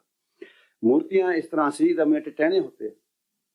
ਹੁਣ ਜੇ ਟਟਹਿਣਾ ਕੱਲਾ ਹੋਵੇ, ਟਟਹਿਣਾ ਜੁਗਨੂ ਆਪ ਹੋਵੇ, ਉਸਦੀ ਹਸਤੀ ਬਹੁਤ ਹੈ ਕਿਦਾ ਉਹੀ ਲੋਟ ਹੋਣੀ ਕਿਦਾ। ਪਰ ਗੁਰੂ ਮਹਾਰਾਜ ਗੁਰੂ ਗ੍ਰੰਥ ਸਾਹਿਬ ਦੇ ਸਾਹਮਣੇ, ਬ੍ਰਹਮ ਗਿਆਨ ਸਾਹਮਣੇ ਉਹਦੀ ਹਸਤੀ ਕੋਈ ਹੈ ਨਹੀਂ, ਉਹ ਆਪ ਹੀ ਮਿਟ ਜਾਂਦਾ ਕਿਦਾ, ਉਹਨੂੰ ਮਿਟਾਉਣ ਦੀ ਕੋਈ ਲੀਡ ਨਹੀਂ। ਪੁਰਾਤਨ ਸਿੰਘਾਂ ਦੀ ਵਿਚਾਰ ਸੀ ਜੇ ਕੋਈ ਲਕੀਰ ਕੱਟੇ ਉਹ ਲਕੀਰ ਨੂੰ ਆਪਾਂ ਮਿਟਾਉਣਾ, ਉਹਨੂੰ ਮਿਟਾ ਕੇ ਨਹੀਂ ਮਿਟਾਉਣਾ, ਉਹਦੇ ਨਾਲ ਵੱਡੀ ਕੱਟ ਦਿਓ ਕਿ ਉਹਦੀ ਹਸਤੀ ਮਿਟ ਜਾਵੇ। ਇਸ ਲਈ ਜੋ ਮੰਨ ਲਓ ਕੋਈ ਮੂਰਤੀ ਨੂੰ ਪੂਜਦਾ, ਇੱਥੇ ਲੰਗਰ ਹੋ ਉੱਥੇ ਆਪਣੇ ਹਰਿਮੰਦਰ ਸਾਹਿਬ ਉੱਥੇ ਕਾਲੀ ਦਾ ਮੰਦਿਰ ਹੁੰਦਾ ਹੈ, ਇੱਕ ਹਨੂੰਮਾਨ ਮੰਦਿਰ ਹੈ, ਇਹ ਸਾਰੇ ਵੇਰ ਦਿੱਤਾ ਹੋਇਆ ਗ੍ਰੰਥਾਂ 'ਚ ਪੁਰਾਣੇ। ਤਾਂ ਉੱਥੇ ਹਰ ਵਰਗ ਦੇ ਲੋਕ ਆਉਂਦੇ ਉੱਥੇ, ਮੰਨ ਲਓ ਕਿ ਹਿੰਦੂ ਵੀ ਆਉਂਦੇ ਹੁੰਦੇ, ਸੂਫੀ ਵੀ ਆਉਂਦੇ ਹੁੰਦੇ ਸੀ, ਵਰਮੁਖ ਈਸਾਈ ਨੂੰ ਲੋਕ ਦੇਖ ਕੇ ਆ ਜਾਓ ਪ੍ਰਚਾਰ ਕਰੋ, ਤੇ ਖੁੰਝੇ ਇੱਥੇ ਬਹਿ ਜਾਓ ਤੁਸੀਂ ਪ੍ਰਚਾਰ ਕਰੀ ਜਾਓ, ਪਰ ਕਿਹਨੂੰ ਗਾਹ ਨਾ ਕੱਢਿਓ, ਚੌਕੀ ਤੇ ਗੱਲ ਕਰੀ ਜਾਓ। ਸਾਰੇ ਪ੍ਰਚਾਰ ਕਰਨ ਨੂੰ ਸਾਰੇ ਕਰ ਸਕਦੇ। ਜਿੱਦਾਂ ਤੁਹਾਡੇ ਪ੍ਰਬਾਦ ਹੈਗੇ ਆ, ਜੋ ਕਰਮ ਹੈਗੇ ਆ, ਤੁਸੀਂ ਉਦੋਂ ਜਾ ਸਕਦੇ ਆ, ਕੋਈ ਫਰਕ ਨਹੀਂ। ਹੁਣ ਅਸੀਂ ਜਿਸ ਵੇਲੇ ਅਸੀਂ ਸ਼ਤਰੂ ਦੇ ਮਿਲ ਸਕਦਾ ਸੀ ਉੱਥੇ ਮੌ ਸਾਹਿਬ, ਉੱਥੇ ਨਾਲ ਜਗ੍ਹਾ ਬਾਬਾ, ਉੱਥੇ ਇੱਕ ਪੀਰ ਦੀ ਜਗ੍ਹਾ, ਅਸੀਂ ਵੀ ਉੱਥੇ ਅਸੀਂ ਗੁਰੂਆਂ ਉੱਥੇ ਜਾ ਕੇ ਮੱਥਾ ਟੇਕ ਕੇ ਪਹਿਲਾਂ ਸ਼ੁਰੂ ਹੁੰਦਾ ਕਿ ਅੱਗੇ ਲੱਗੇ ਹਾਂ ਪੀਰ ਜੀ ਦਾ। ਗੁਰੂ ਗ੍ਰੰਥ ਸਾਹਿਬ ਵਿੱਚ ਮੁਸਲਮਾਨ ਵੀ ਹੈ, ਹਿੰਦੂ ਵੀ ਹੈਗੇ। ਇਹ ਅੰਗਰੇਜ਼ਾਂ ਨੇ ਦੇਖਿਆ ਕਿ ਇੰਨਾ ਇਤਫਾਕ ਹੋਵੇ ਹੈ ਨਾ, ਜੇ ਲੋਕੀ ਇਕੱਠੇ ਸਾਡਾ ਕੰਮ ਨਹੀਂ ਬਣਨਾ ਕਰਨਾ, ਇਹਨਾਂ ਨੂੰ ਹਰ ਤਰ੍ਹਾਂ ਪਾੜੋ। ਉਹਨੇ ਮੰਨ ਲਓ ਫਿਰ ਮੰਨ ਲਓ ਇਸ ਤਰ੍ਹਾਂ ਮੰਨ ਲਓ ਪਹਿਲਾਂ ਮਿਲਟਰੀ ਵਿੱਚ ਸ਼ੁਰੂ ਕਰਤਾ, ਤਾਂ ਫਿਰ ਮੰਨ ਲਓ ਹੋਰ ਵੀ ਹੈਗਾ। ਦੇਖੋ ਤੁਹਾਨੂੰ ਮੈਂ ਦੱਸਦਾ ਮੈਂਡੇਟ ਆਫ ਖਾਲਸਾ ਕਾਲਜ, ਕਿ ਮੈਂਡੇਟ ਖਾਲਸਾ ਕਾਲਜ ਕੀ ਸੀ, ਖਾਲਸਾ ਲੋਰਡ ਐਕਟਨ ਨੇ ਬਣਾਇਆ ਸੀਗਾ। ਤੇ ਇਹਦੀ ਮੈਂਡੇਟ ਕੀ ਸੀ, ਇਹਦੀ ਮੈਂਡੇਟ ਮਤਲਬ ਸਾਫ਼ ਦੇਖਦਾ ਸਰ, ਉਹ ਲਿਖਦਾ ਕਿਦਾਂ, sir the premier institution of the Khalsa was started with the object of imparting an education that would raise the status of Sikhs and turn our Khalsas loyal to the British Crown. Khalsa College ਇਸ ਲਈ ਬਣਿਆ ਹੈਗਾ, ਉਹ ਭਗਤ ਸਿੰਘ ਸ਼ਹੀਦ ਤਾਂ ਨਹੀਂ ਉੱਥੇ ਪੜ੍ਹਨ ਗਿਆ ਹੈਗਾ। ਇਸ ਤਰ੍ਹਾਂ ਮਤਲਬ ਅੰਗਰੇਜ਼ ਜਿਹੜੇ ਸੀਗੇ they were smart, ਕਿਉਂਕਿ they had a whole history studying the Roman Empire, ਕਿਉਂਕਿ ਸਭ ਤੋਂ ਵੱਡਾ ਰੋਮਨ ਐਂਪਾਇਰ ਹੈ ਉਸ ਵਿੱਚ 4000 ਸਾਲ ਰਾਜ ਕੀਤਾ ਉਹਨੇ। ਮੰਨ ਲਓ ਪਾੜ ਕੇ ਰਾਜ ਕੀਤਾ ਉਹਨੇ, ਹਰੇਕ ਨੂੰ ਕੀਤਾ। ਫਿਰ ਉਹਨੇ ਇੰਟੈਲੈਕਟ ਕਰਪਟ ਕਰਕੇ ਰਾਜ ਕੀਤਾ ਸਾਵਣ।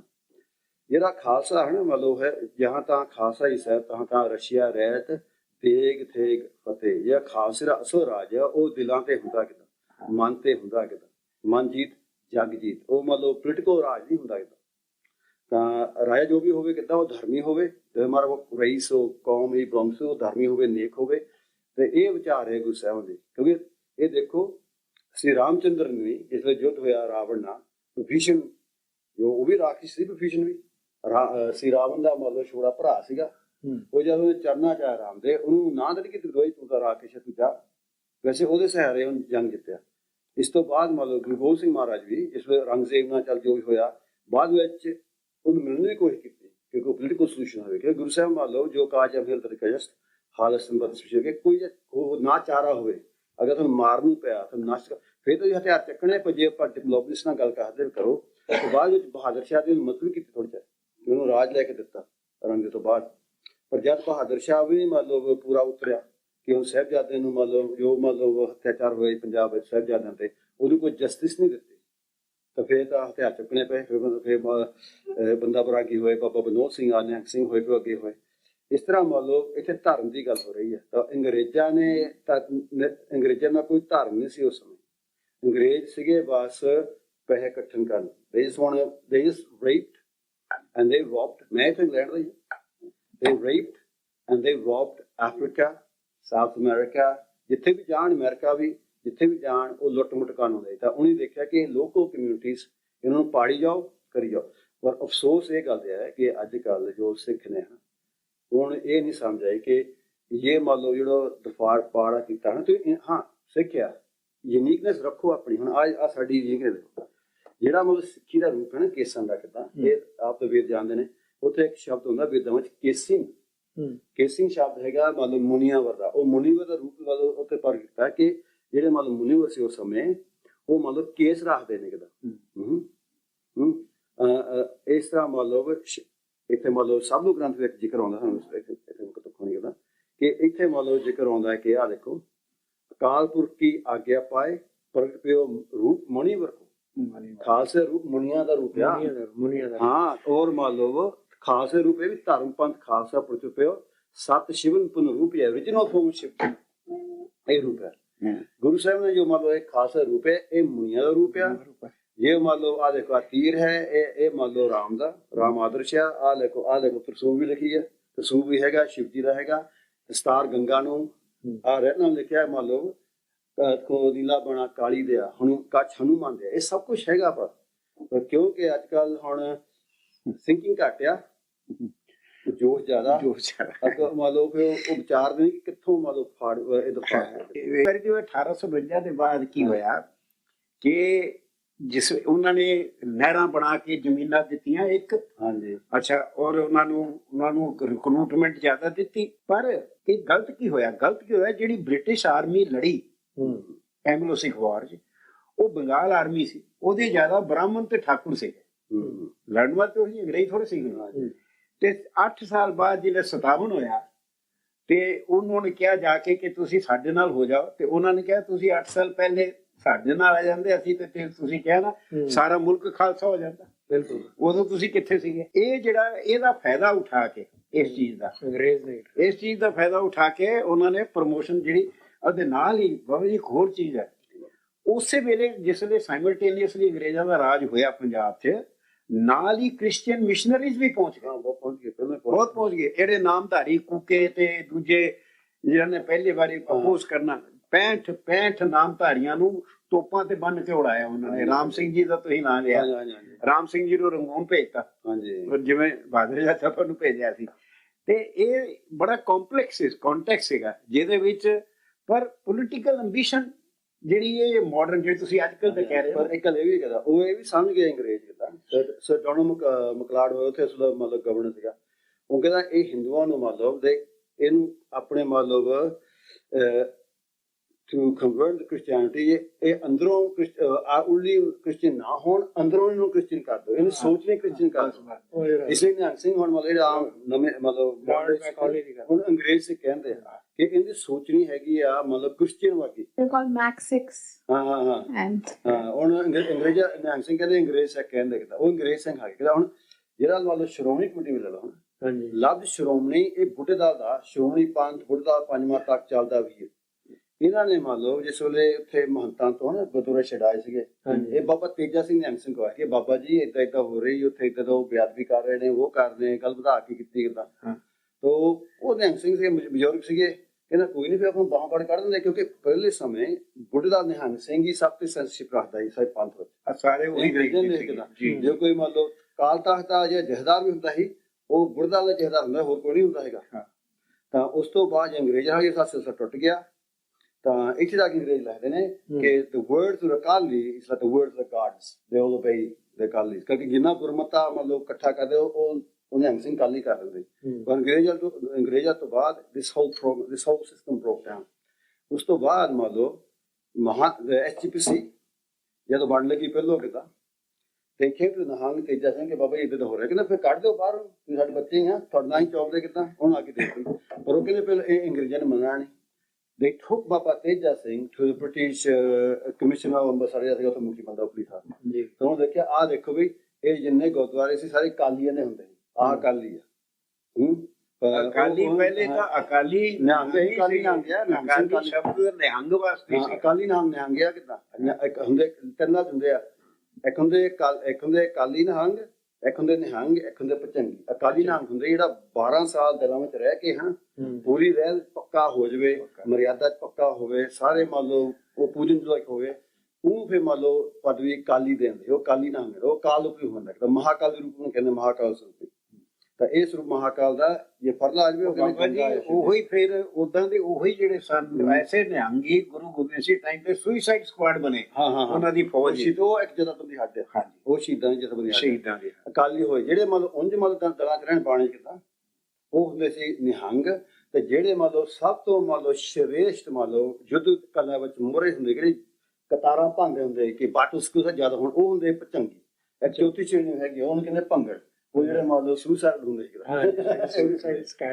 ਅੰਗਰੇਜ਼ਾਂ ਨੇ ਉਹ ਦੇਖੋ SGPC ਬਣੀ ਨਿਹੰਗ ਸਿੰਘ ਗਏ ਕਮਿਸ਼ਨ ਕੋ ਉਹ SGPC ਲੈ ਕੇ ਨਾਲ ਐਨੀਵੇ ਉਹਨਾਂ ਨੇ ਗਏ ਉਹਨੇ ਅੰਗਰੇਜ਼ਾਂ ਆਖੇ ਦੇਖੋ ਵੀ ਇਹ ਸਾਡੇ ਬੱਚੇ ਨੇ ਅਸੀਂ ਕਾਲੀਆਂ ਤੁਸੀਂ ਸਾਡੇ ਤੋਂ ਗੁਰਦੁਆਰੇ ਖੋਏ ਸਾਰੇ ਇਹ ਲਿਖਿਆ ਅੰਗਰੇਜ਼ਾਂ ਉਹਨੇ ਲਿਖਿਆ ਹੈ ਕਿ ਫਰਸਟ ਦੇ ਕਾਲੀ ਨਾਮ ਕੰਟਰੋਲ ਉਹ ਸਾਡੇ ਬੱਚੇ ਆ ਇਹਨਾਂ ਨੂੰ ਗੁਰਦੁਆਰਾ ਹੀ ਸੰਭਾਲਤਾ ਇਹ ਹੁਣ ਸੇਵਾ ਕਰੂਗੇ ਜਿਹੜੇ ਮਹੰਤ ਉਹਨਾਂ ਨੂੰ ਕੱਢ ਮਹੰਤਾਂ ਨੇ ਮਤਲਬ ਇੱਥੇ ਥੋੜੀ ਬੇਅਦਬੀ ਕੀਤੀ ਪਰ ਮਹੰਤ ਫਿਰ ਦੂਜੇ ਦਿਨ ਨਿਹੰਗ ਸਿੰਘ ਕੋ ਆ ਗਏ ਉਹ ਆਖਣ ਲੱਗੇ ਨਾ ਮਹਾਰਾਜ ਤੁਸੀਂ ਤਾਂ ਨਿਹੰਗ ਸਿੰਘ ਤੁਹਾਨੂੰ ਉਦਾਸੀ ਨਿਯਮ ਤੋਂ ਬਾਹਰ ਕੱਢਤਾ ਇਹਨ ਪਰ ਨੂੰ ਤੁਹਾਡੇ ਵਿਰੁੱਧ ਵੀ ਹੋ ਜਾਣਾ ਕਿਤਾ ਉਹ ਤੇਜਾ ਸਿੰਘ ਥੋੜਾ ਭੋਲਾ ਸੀਗਾ ਉਹਨੂੰ ਪਤਾ ਨਹੀਂ ਸੀ ਉਹ ਸਿਆਣਾ ਸੀ ਉਹਨੂੰ ਕੋਈ ਪਰਵਾਹ ਨਹੀਂ ਸੀ ਤਾਂ ਉਹ ਮਤਲਬ ਬ੍ਰਹਮ ਗਿਆਨੀ ਸੀਗਾ।